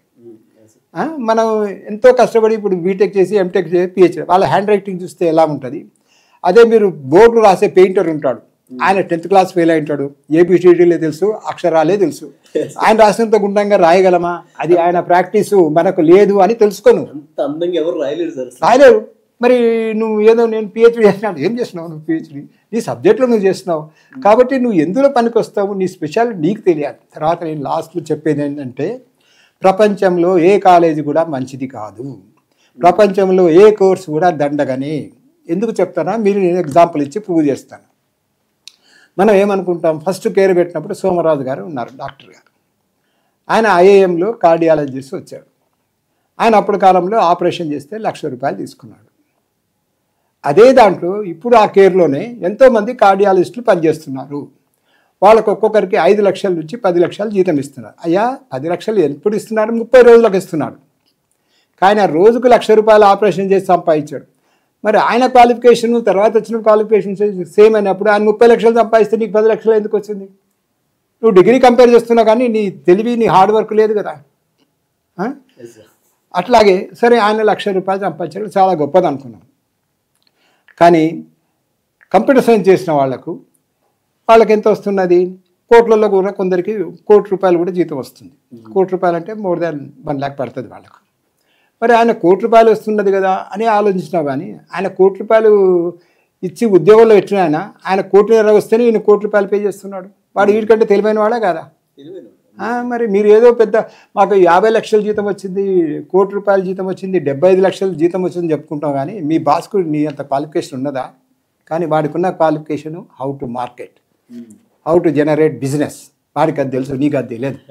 నువ్వు ఏదో చాలా గొప్పగా నేను మా కాలేజీలో గోల్డ్ మెడలిస్టు, నాకు ఫస్ట్ టైం జీతమే నాకు 50 లక్షలు సంవత్సరంకి వచ్చింది సార్ చెప్తున్నా కానీ నీకు ఉద్యోగం ఇచ్చినవాడు నీకంటే తక్కువ క్వాలిఫైడ్, నీ అంత మంచి కాలేజీలో కూడా వాడు చదువుకోలేదు, వాడి కింద పని చేస్తాను, నువ్వు వాడి కింద నేను చెప్పాను కదా, నేను పుల్లారెడ్డి దగ్గర ప్రొఫెసర్గా డైరెక్టర్గా పనిచేశాను. మరి పుల్లారెడ్డి ఎడ్యుకేషన్ క్వాలిఫికేషన్ ఏంటి, నాకు ఆయనకున్న తెలివితేటలు కానీ ఆయనకున్న నిష్ణాత కానీ నాకు లేదు. నేను ఒప్పేసుకుంటాను, ఒప్పుకుంటే సరిపోదు. కానీ నాకు అది ఉన్నది, నాకు ఆపర్చునిటీ రాలేదు, అది కాదు. నేను ఎందుకు చెప్పానంటే ఏ కాలేజీ మంచిది కాదు ఎందుకు చెప్పానంటే ఐఐటీలో కూడా ఫెయిల్ అయిన విద్యార్థులు ఉన్నారా లేదా, ఎంతమంది సగంలో విద్యార్థులు మానేసిపోతున్నారు. కాబట్టి ఐఐటీలో ఫెయిల్ అయిన విద్యార్థి కంటే ఆంధ్రప్రదేశ్లో ఏ ఇంజనీరింగ్ కాలేజ్ అయినా పాస్ అయిన డిగ్రీ పాస్ అయిన వాడు బెటరా కాదా, ఎవరైనా అడగండి. సింపుల్ ఎగ్జాంపుల్ చెప్తాను. శ్రీలంక చిన్న దేశం, అమెరికా వాళ్ళు all prime ministers are invited అంటే ఇండియన్ ప్రైమ్ మినిస్టర్ పోతాడు, శ్రీలంక ప్రైమ్ మినిస్టర్ పోతాడు, అందరు ముందు వరుసలో కూర్చోబెట్టి స్పీచ్లు వింటాడు. ఆదిత్యనాథ్ పోయి నేను శ్రీలంక కంటే నాది యూపీ దానికి డబుల్ ఏరియా ఉందంటే నేను లోపల రాణిస్తారా, నువ్వు ఆఫ్టర్ ఆల్ సీఎం. సో ఇది డిఫరెన్స్ అనేది మీ ప్రపంచంలో ఈ జ్ఞానం మీకు అది కావాలి. కాబట్టి నువ్వు ఐఐటీలో ఫెయిల్ అయిన వాడు కంటే ఆంధ్రప్రదేశ్లో ఏ కాలేజీలో అయినా బీఈ పాస్ అయిన వాడు ఎక్కువ తెలివైన వాడని ఎవడైనా అంటాడు, అందులో కాదు. తర్వాత ఇప్పుడు ఆంధ్రప్రదేశ్ తీసుకుందాం, ఏ కాలేజీ మంచిది అన్నది కాదు, ఏ కాలేజీ ఉన్నా ఆ విద్యార్థి గొప్పవాడు. నేను మీకు డైరెక్ట్ క్వశ్చన్ ఏంటంటే నీ సంగతి ఏంటి, నీకు ఐఐటీలో సీట్ కావాలనుకున్నావు, ఐఐటీలో సీట్ వస్తే క్లాస్ ఫస్ట్ ఉంటావా, లేదు సార్, మరి నీకు ఎందుకు ఐఐటి సీట్, ఇంకో యావరేజ్ కాలేజీలో ఉస్మాన్లో జాయిన్ గా, నువ్వు గోల్డ్ మెడల్ తెచ్చుకో, నీ వాల్యూ వేరే ఉంటుంది. Only gold medals are eligible for some jobs, అప్పుడు నీకు జాబ్ వస్తుంది. ఐఐటీలో పోయి నేను సార్ నేను అక్కడ ఉన్న 100 ర్యాంకుల్లో నేను కూడా ఉన్నా కానీ గోల్డ్ మెడలిస్ట్ కాదు కదా, నీకు ఇయ్యాడు కదా వాడు, ఇక్కడ గోల్డ్ మెడలిస్ట్. నువ్వు అదే సిబిఐటీలో ఉన్నావు, సిబిఐటీలో నువ్వు కంప్యూటర్ సైన్స్లో క్లాస్ ఫస్ట్ వచ్చావు, సరే కాలేజీలో నీకు మంచి మార్కులు వచ్చాయి, సిబిఐటీలో వచ్చిన ఉద్యోగాల్లో నీకు టాప్ శాలరీ ఇచ్చారు, కానీ నీకంటే కూడా ఉస్మాన్లో ఎక్కువ శాలరీ ఇచ్చి తీసుకున్నాడు కదా, వానికంటే నువ్వు గొప్ప కాదు కదా, నువ్వు అది ఎందుకు తెలుసుకో. కాబట్టి కంప్యూటర్ సైన్స్ గొప్ప కాదు, అది విలువ. నేను సోమరాజు ఎగ్జాంపుల్ ఎందుకు చెప్పానంటే సోమరాజు అంత సంపాదిస్తే సి నారాయణ రెడ్డి గారు తెలుగు నేర్చుకున్నాడు. అయ్యా తెలుగు నేర్చుకుని ఆయన ఒక పాట రాస్తే ఆయనకి 20 లక్షలు 25 లక్షలు ఇచ్చారు. ఆయన ఎంతసేపులో రాసేది, ఒక రోజుకు ఒక పాట రాస్తాడు అంటే రోజుకి 25 లక్షలు వస్తాయి కదా. మరి అందరూ కార్డియాలజీ మెడికల్ ఇంజనీరింగ్ మానేసి చదువు తెలుగు బిఏను లేకపోతే బిఏ లిటరేచర్ చేసుకుని చెప్తామా. ఇక్కడ నారాయణ రెడ్డి గొప్పవాడు, అక్కడ సోమరాజు వాళ్ళు గొప్పవాళ్ళు, ఆ కోర్స్ చేసిన వాళ్ళందరూ గొప్పవాళ్ళు కాదు. ఐఏఎంలో చేయని ఎక్కడన్నా చేసుకొని నారాయణ రెడ్డి ఉస్మాన్లో చదివాడు. మరి ఎంతమంది బిఏ లిటరేచర్ చేసి బిఏలో పిహెచ్డి చేసి ఉద్యోగాలు రోడ్ల మీద తిరుగుతాడు. నారాయణ రెడ్డి కూడా ఉస్మాన్లోనే చదువుకున్నాడు, ఆయన కూడా పిహెచ్డి. మరి ఆయన ఒక పాట రాసి 25 లక్షలు తీసుకున్నాడు, మరి నీకు రావేందుకు?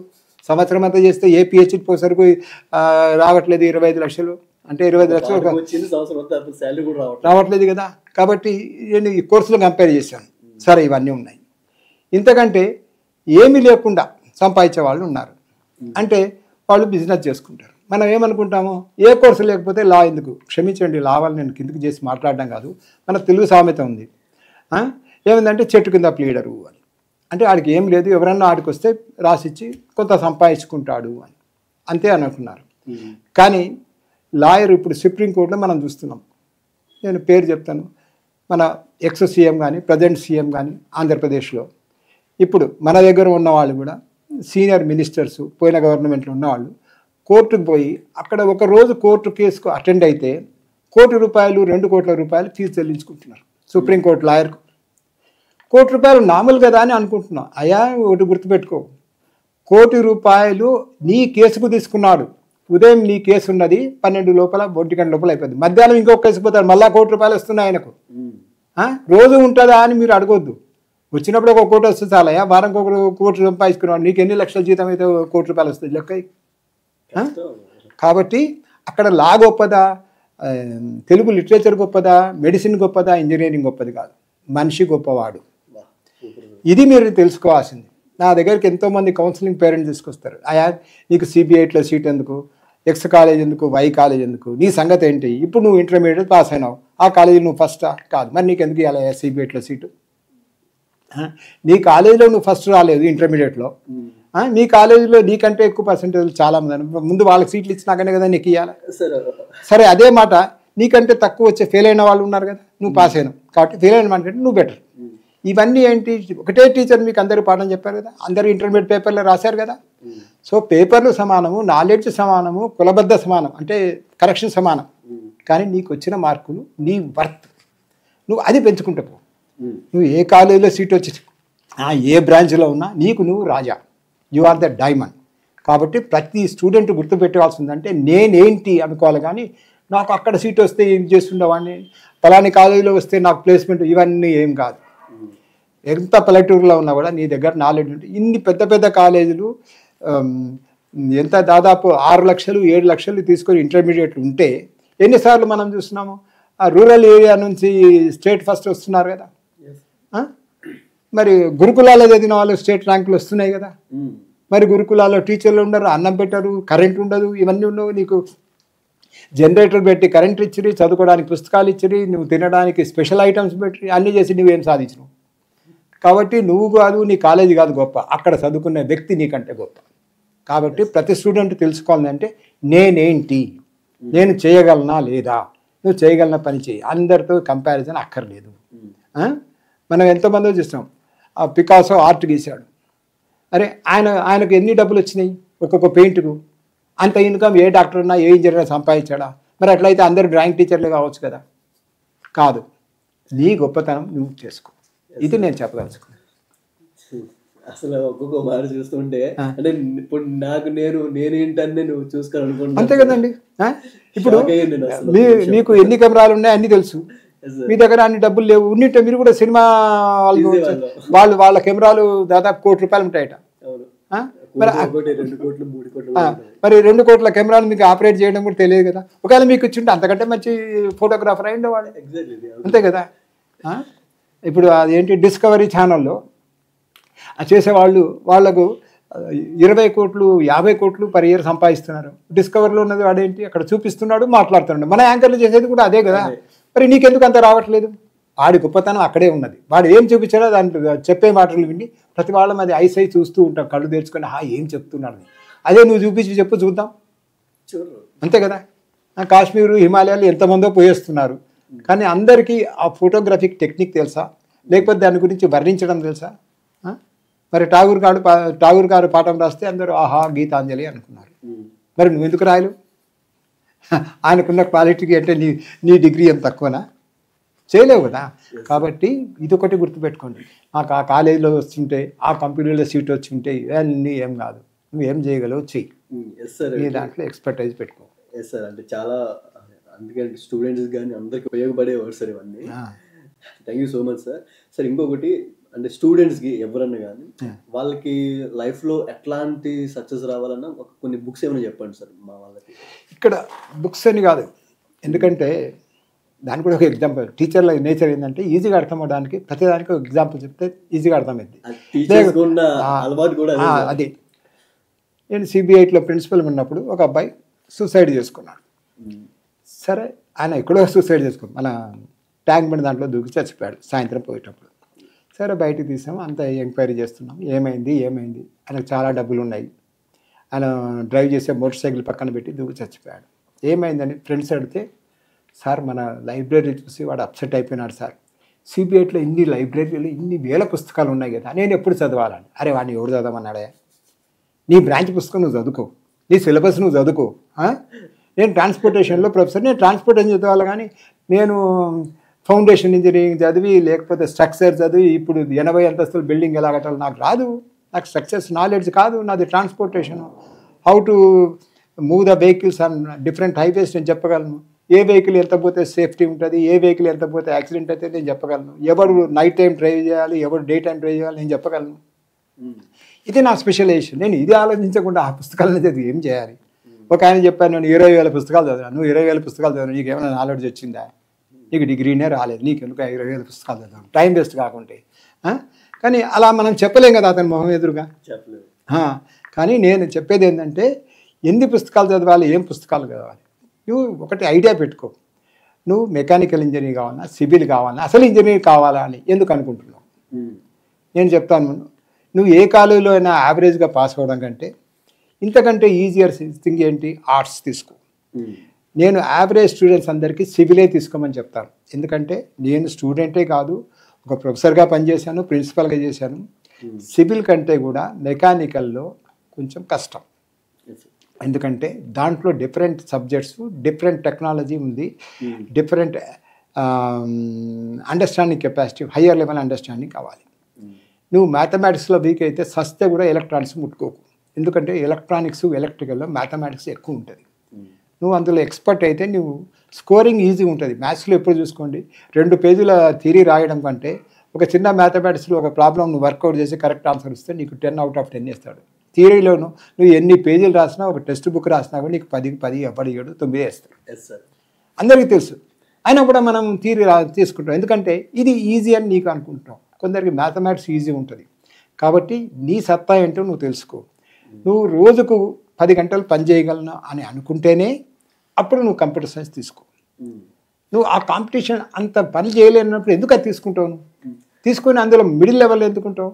నువ్వు తీసుకున్న సబ్జెక్టు దాంట్లో టాప్గా ఉంటుంది. సివిల్ వాళ్ళు కూడా అట్లా అవుతున్నారు కదా సార్. అంటే ఇప్పుడు సివిల్ ఇండస్ట్రీలో వాళ్ళకి చాలా సాఫ్ట్వేర్స్ ఉన్నాయి, అవి నేర్చుకుంటే మంచి జాబ్స్ వస్తాయని తెలుసుంటే కూడా బీటెక్ అయిన ఏదో ఒక సాఫ్ట్వేర్ అమీర్పేట వచ్చి ఒక సాఫ్ట్వేర్ నేర్చుకుని సాఫ్ట్వేర్ సైడ్ వెళ్ళిపోతున్నారు. ఇదే టైమ్ వాళ్ళు సివిల్ రిలేటెడ్ సబ్జెక్ట్ నేర్చుకుంటే, సాఫ్ట్వేర్ నేర్చుకుంటే అదే డబ్బు చేస్తారు, అంతకంటే ఎక్కువ వస్తుంది. అందుకని ఎక్కువ వస్తుంది. నేను చెప్పాను కదా, ఏం చదువు రాకుండా నువ్వు ఒక్క బీటెక్ చేసుకొని బిల్డర్ అవ్వు, నీకు ఎక్కువ డబ్బులు వస్తాయి.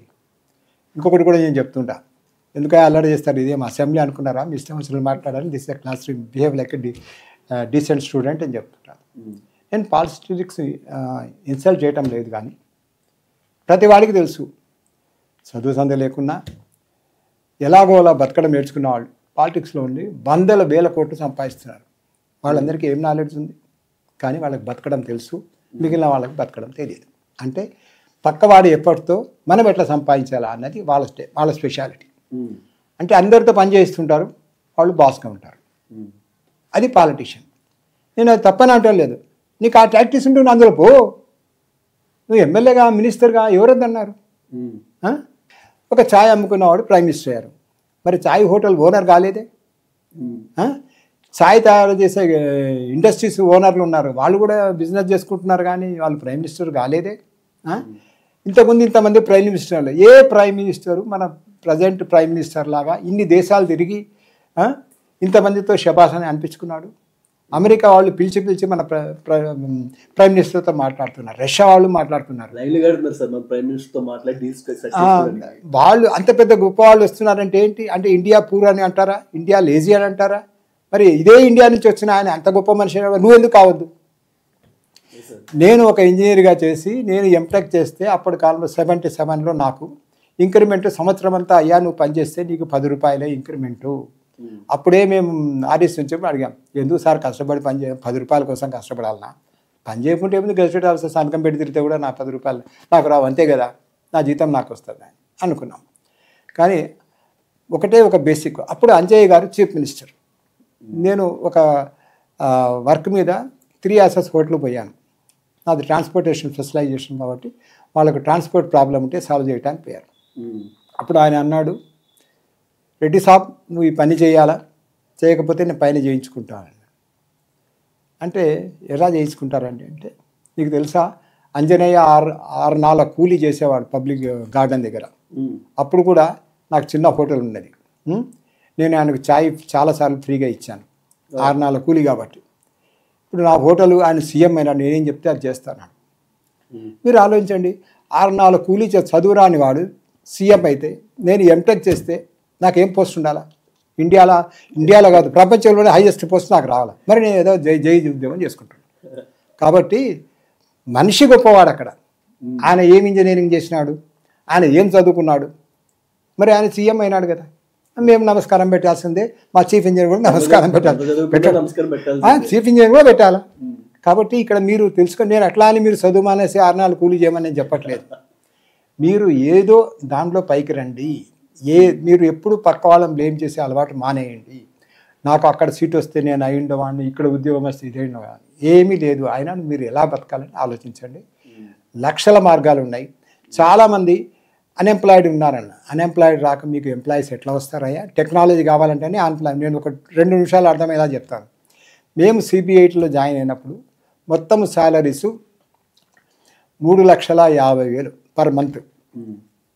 అప్పుడు ఆంధ్ర బ్యాంక్లో ఒక మేనేజరు, ఒక అసిస్టెంట్ మేనేజరు, 2 క్యాషియర్లు, ఒకరు క్లర్క్ ఉండేవాడు. అంటే 5 మంది ఉండేది. 5 మందిలకు పేపర్లు ఇక్కడ అక్కడ ఇవ్వడానికి టీలు తెచ్చేయడానికి అక్కడ 6 మంది ఉద్యోగస్తులు. ఇప్పుడు CBIలో 2,75,00,000 పర్ మంత్ శాలరీ పోతున్నాయి. కానీ ఆ బ్యాంకులో పోయి చూస్తే ఒక మేనేజరు, ఒక క్యాషియరు, ఒక క్లర్కే ఉన్నారు. నేనే పోయి ఆశ్చర్యపోయాను. ఏమైందండి మీరు ఏంటంటే, సార్ CBIలో 2 కోట్ల పైన జీతాలు ఇస్తున్నారు, కానీ ఒక్కడు కూడా వచ్చి ఇక్కడ డబ్బులు తీసుకోరు సార్. ఎందుకు తీసుకోరు అంటే, అందరికీ ATM కార్డు ఉండే, నువ్వు ఎక్కడైనా డ్రా చేసుకోవచ్చు. నువ్వు అక్కడెక్కడో గండిపేటలో జీతం తీసుకొని వస్తుంటే ఎక్కడ ఎవడు పర్సు కొట్టేస్తాడో నీకు తెలియదు. తర్వాత మీ ఇంట్లో కూడా తీసుకొచ్చి ఇలా ఇప్పుడు ₹1,00,000 జీతం వచ్చే ప్రొఫెసర్లు చాలామంది ఉన్నారు. అక్కడ ₹1,00,000 ఇంట్లో పెట్టుకుంటే నీకు సెక్యూరిటీ లేదు. నీకు ఈరోజు 10,000 కావాలా, ఈరోజు 10,000 డ్రా చేసుకో, రేపు ₹50 కావాలా, 50 డ్రా చేసుకో, బాగానే ఉండదు కదా. తర్వాత టెక్నాలజీ పెరిగింది. అప్పుడు అంతమంది క్లర్కులు లేరంటే అందరికీ చేతితో లెక్క పెట్టి 30,000 జీతం, అది 5,000 జీతము, 6,000 జీతము అని లెక్క పెట్టి ఇచ్చేవాడు. 5,000 ఆయన లెక్క పెట్టేది, మళ్ళీ నేను 5,000 లెక్క పెట్టుకునేది. 2 సార్లు లెక్క పెట్టుకోవాలి. ఇప్పుడు మిషన్ వచ్చింది, అరే మీకు ₹500 నోట్లు ఉన్నది, నువ్వు 100 లెక్క వేయడానికి వాడికి హాఫ్ మినిట్ కూడా పట్టడం లేదు. అంటే ఏమైంది, 50,000 అర్ధ నిమిషంలో లెక్క పెడుతున్నాడు. మిషన్ లెక్క పెట్టింది కాబట్టి నువ్వు లెక్క పెట్టుకోవట్లేదు ఇప్పుడు, అంతే కదా. మనకు కూడా మిషన్ మీదే నమ్మకం కదా. సో ఏమైపోతుంది, మీరు మిషన్ వచ్చింది తెలివి మరిగిపోయింది అన్నా కానీ అక్కడ అప్పుడు కాలంలో ఉన్న జీతానికి ఎప్పుడో చూడడానికి దాదాపు అక్కడ 65-66 మందికి ఉద్యోగాలు ఉండాలా. ఇప్పుడు 4 ఉన్నారు అంటే 62 ఉద్యోగాలు పోయినా. ఇది మనం తెలుసుకోవాల్సింది. టెక్నాలజీ పెరుగుతుంది అనుకుంటున్నాం కానీ ఇప్పుడు మారుతి కంపెనీలో వాళ్ళ ప్రొడక్షన్, వాళ్ళు మంత్లీ దాదాపు 300 నుంచి 500 కార్లు తయారు చేస్తారు ఒక ఇండస్ట్రీలో అన్నారు. అదే ఇంతకుముందు ఒక కారు చేయాలంటే దాదాపు 30 మంది 20 మంది లేబర్ పనిచేసేది. ఇప్పుడు 100 కార్లు చేసినా అంతా ఆటోమేటిక్ అయిపోయింది. అక్కడ పోయి చూస్తే మీరు అందరు కలిపి కూడా 50-60 మంది ఎంప్లాయీస్ ఉన్నారు. టెక్నాలజీ పెరిగింది అన్నావు కానీ నీ ఉద్యోగం పోయిందన్న సంగతి నీకు తెలిసిందా? ట్రాక్టర్ వచ్చింది సార్ అన్నావు, అందుకనే రైతు కూలీలు అందరూ రోడ్లో పడ్డారు. ఇప్పుడు ఏ వచ్చేసింది సార్, మనకి ఏదన్నా కావాలి బుక్స్ తీసి చదివేవాళ్ళు. ఇప్పుడు ఇది జస్ట్ అక్కడ టచ్ చేసాం అనుకో, ChatGPT వచ్చేసింది. జస్ట్ అక్కడ టైప్ చేస్తే దానికి 100 సొల్యూషన్స్ ఇస్తుంది. ఇప్పుడు IPSలు ఏమి గొప్పగా మాకు డ్రోన్లు పెట్టాము, ఎక్కడ ఎవరు ప్యాకాడుతున్నా పైన డ్రోన్ల నుంచి చెక్ చేసి పట్టుకుంటున్నాం. అయ్యా అది డ్రోన్ వచ్చింది, నాలెడ్జ్ పెరిగింది, బాగానే ఉంది. కానీ ఎంతమంది పోలీసు ఉద్యోగాలు పోయినాయి. ప్రతి పల్లెలో పోయి 4 మూలల్లో 4 ప్యాకెట్ కేంద్రాలు అంటే 4 కానిస్టేబుల్లకు ఉద్యోగాలు. ఇప్పుడు 4 పోయినట్టేనా? తర్వాత 5-6 విలేజ్లో ఒక డ్రోన్తో మార్నింగ్ నుంచి ఈవినింగ్ వరకు ఒక మనిషి ఆపరేట్ చేస్తున్నాడు. అంటే ఒకటికి ఉద్యోగం ఉన్నది. కానీ ఒక్కొక్క దాంట్లో 4 కానిస్టేబుల్ అంటే 6 ఊర్ల కారణం 24 కానిస్టేబుల్ ఉద్యోగాలు పోయినాయి. 24 మంది ఖచ్చితంగా అన్ఎంప్లాయిడ్ అయిపోయినాం మనం. ఇది కదా మనం తెలుసుకోవాల్సింది. అంతేగాని అది పెరిగింది ఇది పెరిగిందని కాదు. మనం ఎందుకు అన్ఎంప్లాయ్మెంట్ పెరిగిపోతున్నది? ఎంప్లాయ్మెంట్ కావాలని కోరుకోవడం అత్యాసనే. ఎందుకంటే గవర్నమెంట్లో ఇప్పుడు ఏమైంది, అన్నీ అవుట్సోర్సింగ్ చేస్తున్నారు కాబట్టి వాళ్ళ ఖర్చు తగ్గించుకుంటున్నారు కాబట్టి అక్కడ ఉద్యోగాలు ఆగిపోయినాయి. అంతకుముందు ఇంజనీరింగ్లో చీఫ్ ఇంజనీర్ రిటైర్ అయినా కూడా ఒక జేఈ ఉద్యోగం దొరికేది. ఇప్పుడు అట్లా కాదు. ఒక ఎస్సీ రిటైర్ అయిపోతే పక్క ఎస్సీని ఇన్ఛార్జ్ ఉండమంటారు. ఏమంటే మీరు ఏం చేస్తారు సార్, అంత కంప్యూటర్ ఉన్నది కదా, కంప్యూటర్ చేస్తారు. సో కంప్యూటర్ వచ్చినందుకు ఉద్యోగాలు పోతున్నాయని నువ్వు తెలుసుకోవట్లే, కంప్యూటర్ నాలెడ్జ్ వచ్చిందని అనుకుంటున్నావు. అది రీజన్ మనకు అన్ఎంప్లాయ్మెంట్. జాబ్ క్రియేట్ని ఎక్కడి నుంచి క్రియేట్ చేస్తారయ్యా? నీ జాబ్ నువ్వు క్రియేట్ చేసుకో. నేను ఎగ్జాంపుల్ చెప్తాను. మేము ఉన్నప్పుడు ఫస్ట్ ప్లేస్మెంట్ ఆఫీసర్ వరంగల్లో 73లో పెట్టారు. నేను ఆయన దగ్గరికి వెళ్ళాను. ఆయన సివిల్ ప్రొఫెసరే. సార్ నాది బీటెక్ అయిపోవడానికి వచ్చింది, నాకు ఎక్కడైనా ఉద్యోగం ఇప్పిస్తా అంటే నా పేరు తెలుసు, ఎందుకంటే నాకు పాఠం చెప్పినట్టు జరిగా. రామచంద్రారెడ్డి ఇక్కడ ప్లేస్మెంట్ ఆఫీసర్ ఉద్యోగం ఇంతకుముందు ఉండనా? లేదు సార్, నేను క్రియేట్ చేసి నేను కూర్చున్నా. నువ్వు ఈ టెక్నిక్ నేర్చుకో, నీకు ఎవడా ఉద్యోగం ఇచ్చేది? నువ్వు క్రియేట్ చేయడం నేర్చుకుంటే నువ్వు పైకి వస్తావు, లేదా రా. అది నిజమే, మనం జోక్ కాదు, అది నిజమైన మాట. నువ్వు అన్ఎంప్లాయిడ్ అంటే నీలాంటి 100 మంది ఉన్నారు, అందరిలో నువ్వు ఒకడు, తప్పేముందంటే ఉండు. లేదు నేను స్పెషల్ అంటుంటే నువ్వు క్రియేట్ చేయి. ఎలాంటి క్రియేట్ చేస్తావు అది నీ క్రియేషన్. నేను అది రైట్ ఇది రైట్ కాదు, నువ్వు ఒకటే డిసైడ్ చేసుకోవాల్సి. నేను చేసే ఉద్యోగం వలన సొసైటీకి మంచి జరుగుతుందా, అన్యాయం జరుగుతుందా? నేను చెప్పాను కదా, చెంబల్లో ఉంటే ఏం పాఠం చెప్పేవాడిని, CBIలో ఉంటే ఏం పాఠం చెప్పాలని. వాళ్ళందుకు అది న్యాయం అనుకుంటే అది చేసుకో, ఇది న్యాయం అంటే ఇది చేసుకో. నీవు ఏది న్యాయం నేను చెప్పను, ఎందుకంటే టుడేస్ లీగాలిటీస్ టుమారోస్ ఇల్లీగాలిటీ. మనమే ఒకప్పుడు పిల్లలు పుట్టొద్దు అని చెప్పేసి మేమంతా జాయిన్ అయినప్పుడు వైసెక్టమీ చేసుకుంటే ఎక్స్ట్రా ఇంక్రిమెంట్లు, ఎక్స్ట్రా లీవులు అవన్నీ ఇచ్చారు. ఇప్పుడు పిల్లలు పుట్టించండి అని చెప్పి ఆంధ్ర సీఎం చెప్తున్నారు. అంటే అప్పుడు చేసిన వాళ్ళు బుద్ధి తక్కువ వాళ్ళ, ఇప్పుడు ఉన్న వాళ్ళు బుద్ధి ఎక్కువైన వాళ్ళు. అదేం కాదు. అట్లా అనుకుంటే ఆయన కూడా వైసెక్టమీ చేయించుకున్నాడు, ఆయన కూడా ఒకడే కొడుకు. మరి అందరికీ 3-4 పెట్టుకుంటే మంచిది అండి. మన ఆయన కొడుకు కూడా ఒకడే కొడుకు ఎందుకు? ఆయన కూడా 6 మందిని కనవచ్చు కదా. సో ఇలా మనం ఒకరిని క్రిటిసైజ్ చేయకండి. నేను తప్పుగా చెప్పుకుంటే కాదు, నేను ఎగ్జాంపుల్ చెప్పడానికే చెప్పాను కానీ అంతకంటే వేరే ఉద్దేశం లేదు. ఎవరి ఇష్టం వాళ్ళది. సార్ ఒక క్యూరియాసిటీ సార్, మీరు ఆ టైంలో ప్రొఫెసర్గా జాయిన్ అయిన స్టార్టింగ్లో శాలరీ ఎంత తీసుకున్నారు సార్? 3,000 రూపాయలు. అప్పుడు 3,000 రూపాయలు శాలరీ ఈక్వలెంట్ టు ఎస్సీ. నేను హుడాలో head of the traffic cell చేశాను. ఇదే హైదరాబాద్లో. ఇప్పుడు మీరు ట్యాంక్ బండ్ మీద పోతున్నారు కదా, ట్యాంక్ బండ్ మీద పార్కింగ్ డిజైన్ చేసింది ఫస్ట్ నేను. అంతకుముందు మీ నాన్నలు ఇంకా మీ ఇంట్లో తాతలు ఉంటే అడగండి, అప్పుడు కాలంలో ట్యాంక్ బండ్ మీద పార్కింగ్ లేదు, నేనే ఫస్ట్ పార్కింగ్ చేశాను. లోయర్ ట్యాంక్ బండ్ రోడ్ లేదు, నేను డిజైన్ చేశాను అది. తర్వాత ఇండియాలో అంతకుముందు సిగ్నల్స్ ఉన్నాయి కానీ ఏది కూడా టెక్నికల్ డిజైన్ కాదు. ఫస్ట్ సౌత్ ఇండియాలో ఫస్ట్ టెక్నికల్ సిగ్నల్ పంజగుట్ట దగ్గర నేనే డిజైన్ చేశాను. అంతకుముందు అంతా ఎంత అంటే ఇక్కడ నుంచి 50 కార్లు పోతున్నాయి, దీనికి 35 సెకండ్లు గ్రీన్ ఇద్దాము అనుకున్నారు. అవతల పక్క వాళ్ళు 60 కార్లు వచ్చాయి కాబట్టి దానికి 35, అరే నిమిషం కంటే ఎక్కువైంది కాబట్టి దీనికి 2 సెకండ్లు తగ్గించి అట్లా అన్ని ట్రయల్ అండ్ ఎర్రర్ మెథడ్లో చేసేవే ఉన్నాయి. నేను ఫస్ట్ టైం పేపర్ మీద ఈక్వేషన్ వేసి ఎన్ని ట్రాఫిక్ వస్తుందంటే 3 రోజులు ఎక్కేసిన తర్వాత ఒక ఈక్వేషన్ వేసి ఇది ఇట్లా పెట్టా సక్సెస్ఫుల్గా నడిచింది. సో అదే టెక్నాలజీ అన్నది. తర్వాత ఇంకొకటి బేసిక్ థింగ్ నేను చెప్పదలుచుకున్న టీచర్ ఏంటంటే, హూ ఈజ్ ఇంటెలిజెంట్ అంటే intelligent person is one gains the knowledge out of others experiences. దీనికి మీకు అర్థమైన సింపుల్ ఎగ్జాంపుల్ చెప్తాను. అందరికీ తెలుసు కదా 4 అంతస్తుల నుంచి దూకితే కాళ్ళు ఇరుగుతాయని. నువ్వు దూకినావా? నువ్వు ఎప్పుడన్నా అగ్గిలో చేయి పెట్టినావా? నీ చేయి గాలిందా? మరి నీకు ఎందుకు తెలుసు అగ్గిలో పెడితే చేయి పెడుతుంది? పక్కవాడు కాల్చుకున్నాడు, వాడిని చూసి నువ్వు నేర్చుకున్నావు. This is your knowledge. So అట్లా 10 మంది నుంచి 10 ఎక్స్పెరిమెంట్ జరిగితే 10 మంది నాలెడ్జ్ నువ్వు చేయగలిగితే యు ఆర్ ఇంటెలిజెంట్. అంతేగాని నేనే చేస్తాను నువ్వు ఎందుకు పనికిరావు? నువ్వు దూకి చూస్తేనే తెలుస్తుంది కాళ్ళు ఎరుగుతాయని, అంతే కదా. 10 అంతస్తులు పెడితే చచ్చిపోతావని తెలుసు కానీ నువ్వు దూకలేదు కదా. మరి నీకు ఎట్లా వచ్చింది నాలెడ్జ్? పక్కాడు చచ్చాడు కాబట్టి నీకు వచ్చింది నాలెడ్జ్. కాబట్టి you please earn knowledge out of others experience. అందరూ అన్ఎంప్లాయిడ్ ఉన్నారు, ఎందుకున్నారో నువ్వు ఆలోచించు. అలా ఉండకుండా నువ్వు ప్రయత్నం ఆటోమేటిక్గా నువ్వు ఎంప్లాయర్ అవుతావు. Super sir. సార్ ఒక్కడే ట్యాంక్ బండ్ మొత్తం రోడ్ కన్స్ట్రక్ట్ డిజైన్ చేసింది మీరే అన్నారు సరే. అంటే నాకు తెలియదు ఇప్పుడు తెలిసింది ఎట్లా డిజైన్ చేశారు సార్? అప్పుడు పార్కింగ్ అప్పుడు ఏంటంటే పూర్వకాలంలో ఫస్ట్ ట్రాన్స్పోర్టేషన్ ఇండియాలో వరంగల్ ఆర్ఎస్లో పెట్టారు. అది ఇప్పుడు ఎన్ఐటీ అయింది అనుకోండి. అప్పుడు అది పెట్టినప్పుడే అదేంటి క్యాలిక్యులేటర్ ప్రజెంట్ చేశారు. యునెస్కో నుంచి వచ్చింది అది క్యాలిక్యులేటర్. ఇండియాలో క్యాలిక్యులేటర్ అప్పుడు తయారయ్యేవి కాదు.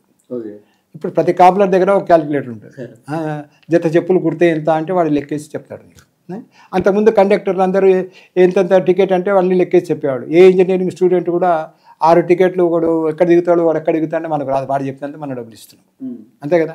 కూరగాయల షాప్లో మనం అన్ని కొన్నాక ఎంత అయిందంటే వాడు ఏం చదువుకున్నాడో తెలియదు కానీ వాళ్ళు లెక్కేసి అంతా కలిపి అది చెప్పేసి 65 రూపాయలు అంటే 65 రూపాయలు ఇచ్చేస్తున్నాం. 65 రూపాయలు ఇచ్చేస్తున్నాం. 65 రూపాయలు కేజీకి ఎంత? అన్ని నువ్వు కేజీలు కొనలేవు కదా. కొన్ని ½ కేజీ కొన్నావు, కొన్ని పావు కేజీ కొన్నావు, కొన్ని కూరగాయలు కొన్నావు, కొన్ని ఆకుకూరలు కొన్నావు. నీకు నాలెడ్జ్ ఉన్నది, పేపర్ ఇస్తే లెక్కేయగలవు, కరెక్ట్గా చేసి 64 అంటావు. వాళ్ళు 65 చెప్పినా కూడా నువ్వు ఇచ్చేస్తున్నావు కదా. ఇంకొకటి ఏంటంటే మనం కంప్యూటర్ని ఎంత నమ్ముతున్నామంటే ఇప్పుడు మాల్స్లో పోతున్నాం. నేను కూడా ఎన్నిసార్లు దెబ్బతిన్నాను. మనం పోయి చూస్తున్నాం, యాపిల్ కేజీ 200 రూపాయలు ఉన్నాయి, 150 రూపాయలు ఉన్నాయి, 100 రూపాయలు ఉన్నాయి. మనం యాపిల్ తీసుకొచ్చి 100 రూపాయలు అక్కడ పెట్టాం.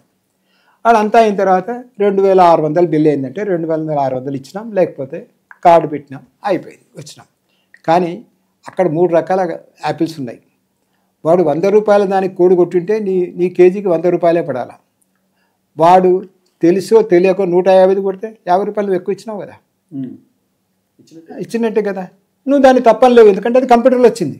సార్ అదే షాపింగ్ మాల్స్ లో నిజంగా లిటరల్లీ సార్ ఒక్కోసారి మనం కూడా షాపింగ్ మాల్స్ వెళ్ళినప్పుడు వాళ్ళు బిల్ ఎంత అంటే అది ఇచ్చేస్తాం, మనం అది కౌంట్ చేయడం ఈవెన్ మన దగ్గర ఒక 4-5 ఐటమ్ తీసుకుంటాం కదా, ఎంత ఎంత కౌంట్ చేసి ఇంకా తక్కువే ఉంటదేమో మేబీ. మళ్ళీ దాని మీద ఎక్స్ట్రా జిఎస్టీ అని యాడ్ చేస్తాడు, అదేదో కొత్త కొత్త ట్యాక్స్ అన్ని యాడ్ చేస్తాడు, మనం కౌంటే చెయ్యం, బిల్ వేస్తాడు సిస్టమ్ లో. తర్వాత జిఎస్టీ కూడా అన్ని ఐటెంల మీద లేదు. ఇంతకుముందు మాస్క్లు ఎట్లా ఉండేది, మీరు లూజ్ మెటీరియల్ కేజీ బియ్యము 2 కేజీలు కొనుక్కుంటే ఇది ఒక రేటు, కేజీలు 5 కేజీలు ప్యాక్ చేసినది ఉంటే ఒక రేటు, ప్యాక్ చేసిన దాని మీదనే జిఎస్టీ ఉంటుంది, ఓపెన్ దాని మీద ఉండదు. నువ్వు బియ్యం కొన్నావు 5 కేజీలు కొనుక్కున్నావు, నీకు బియ్యం రేట్ వేసాడు, దాంట్లో జిఎస్టీ యాడ్ అయిందో లేదో నీకు తీసుకోవడం తెలియదు, ఎందుకంటే నీకు జిఎస్టీ మీద నాలెడ్జ్ లేదు. సో మనం వాడిని గుడ్డిగా నమ్ముతున్నాం, వాడు ఎందుకు మోసం చేస్తాడు, నిజంగానే వాడు చేయడు, ఎందుకంటే వాడు ఎంప్లాయీ, వాడికి ఏమీ రాదు. ఏదైనా తప్పు లెక్కపడి ఒక 100 రూపాయలు ఎక్కువ ఇస్తే అది వాళ్ళ ఓనర్కి పోద్దు కానీ వీడికి రాదు. అది నువ్వు నమ్ముతున్నావు, అది కరెక్టే, కానీ నీకు 100 పోతున్న సంగతి నువ్వు మర్చిపోతున్నావు. తర్వాత నీ నమ్మకం అంటే వాడు ఎంప్లాయీ, వాడు ఎందుకు చీట్ చేస్తాడు అని అనుకుంటున్నావు. వాడు కావాలని చేసినా చేయకుండా నీకు చదువు వచ్చినప్పుడు నువ్వు ఎందుకు లెక్కేసుకోవు. అలా లెక్కేసుకుంటే పోతే మనకేం మిగులుతుంది. ఒకటి తెలుసుకోండి, ఫాల్స్ ప్రెస్టేజ్ కూడా కొంచెం ఎక్కువైంది. చాలామంది షాప్లోకి వెళ్ళిపోయి ఇది ఎంత అని అడగటానికి నామోషి పడుతున్నారు ఈ కాలంలో. ఎందుకంటే నువ్వు అక్కడ పోతావు, 4 ఐస్ క్రీమ్ ఉంటాయి, 4 ఒకటే రేటు ఉండదు. నువ్వు ఇది ఒక కప్పు ఇవ్వు, అది 2 కప్పులు ఇవ్వు అని అందరికి కొనిచ్చినావు, ఎంత అయిందని వాడుతాం, వాడు ఎంత చెప్తే అంత ఇస్తున్నావు. అందులో 3 రకాలు ఉంటే ఒకటే నువ్వు కాస్ట్లీ తీసుకున్నావు, ఆ 3 కప్పులకు వాళ్ళు కాస్ట్లీ చేస్తుంటే వేయాలని నేను చెప్పట్లేదు, వేసుకుంటే నీకు తెలుసా, తెలియదు కదా. మరి నువ్వు చదువుకొని ఏం ప్రయోజనం, నేను గ్రాడ్యుయేట్ సాఫ్ట్వేర్ కంపెనీలో పనిచేస్తున్నా, నాకు అది తెలుసు, ఏం తెలుసు, ఏముందయా, నీకు కామన్ సెన్స్ తక్కువ ఉన్నది. అవునా కదా, తప్పేముందండి, మీరు రేట్ ఇచ్చుకుంటున్నారు కదా, మీరేమైనా చీట్ చేయాలనుకోలేదు, రేట్ తెలుసుకొని మీకు లెక్కలేయడం వచ్చు కదా, ఇస్తే ఏమైంది. కానీ మనకేంటంటే నలుగురు అడగకపోతే నేను అడిగితే ఏంటి ఇన్స్ట్రక్ట్. సరే, యాక్చువల్గా మనం అనుకున్న సబ్జెక్ట్ సివిల్ రిలేటెడ్గా వెళ్దాం అనుకున్నాం, కానీ ఇది మొత్తం లైఫ్ గురించి చాలా బాగా చెప్పారు సార్. నేనైతే లిటరల్లీ షాక్లో ఉన్నా.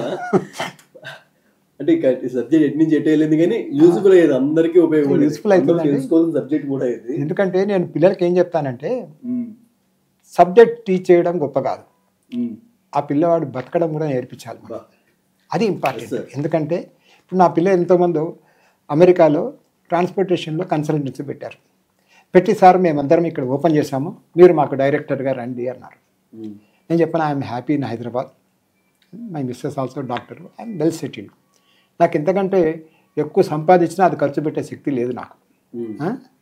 మీరు చూడండి, కొందరు కోట్ల రూపాయలు సంపాదించారు, వాళ్ళు ఏంటి పొద్దున్న బ్రేక్ఫాస్ట్కి 5 చికెన్లు, మధ్యాహ్నం పూట 2 పొట్టేలు తింటున్నారా, వాళ్ళు కూడా మన అంత తింటున్నారు కదా.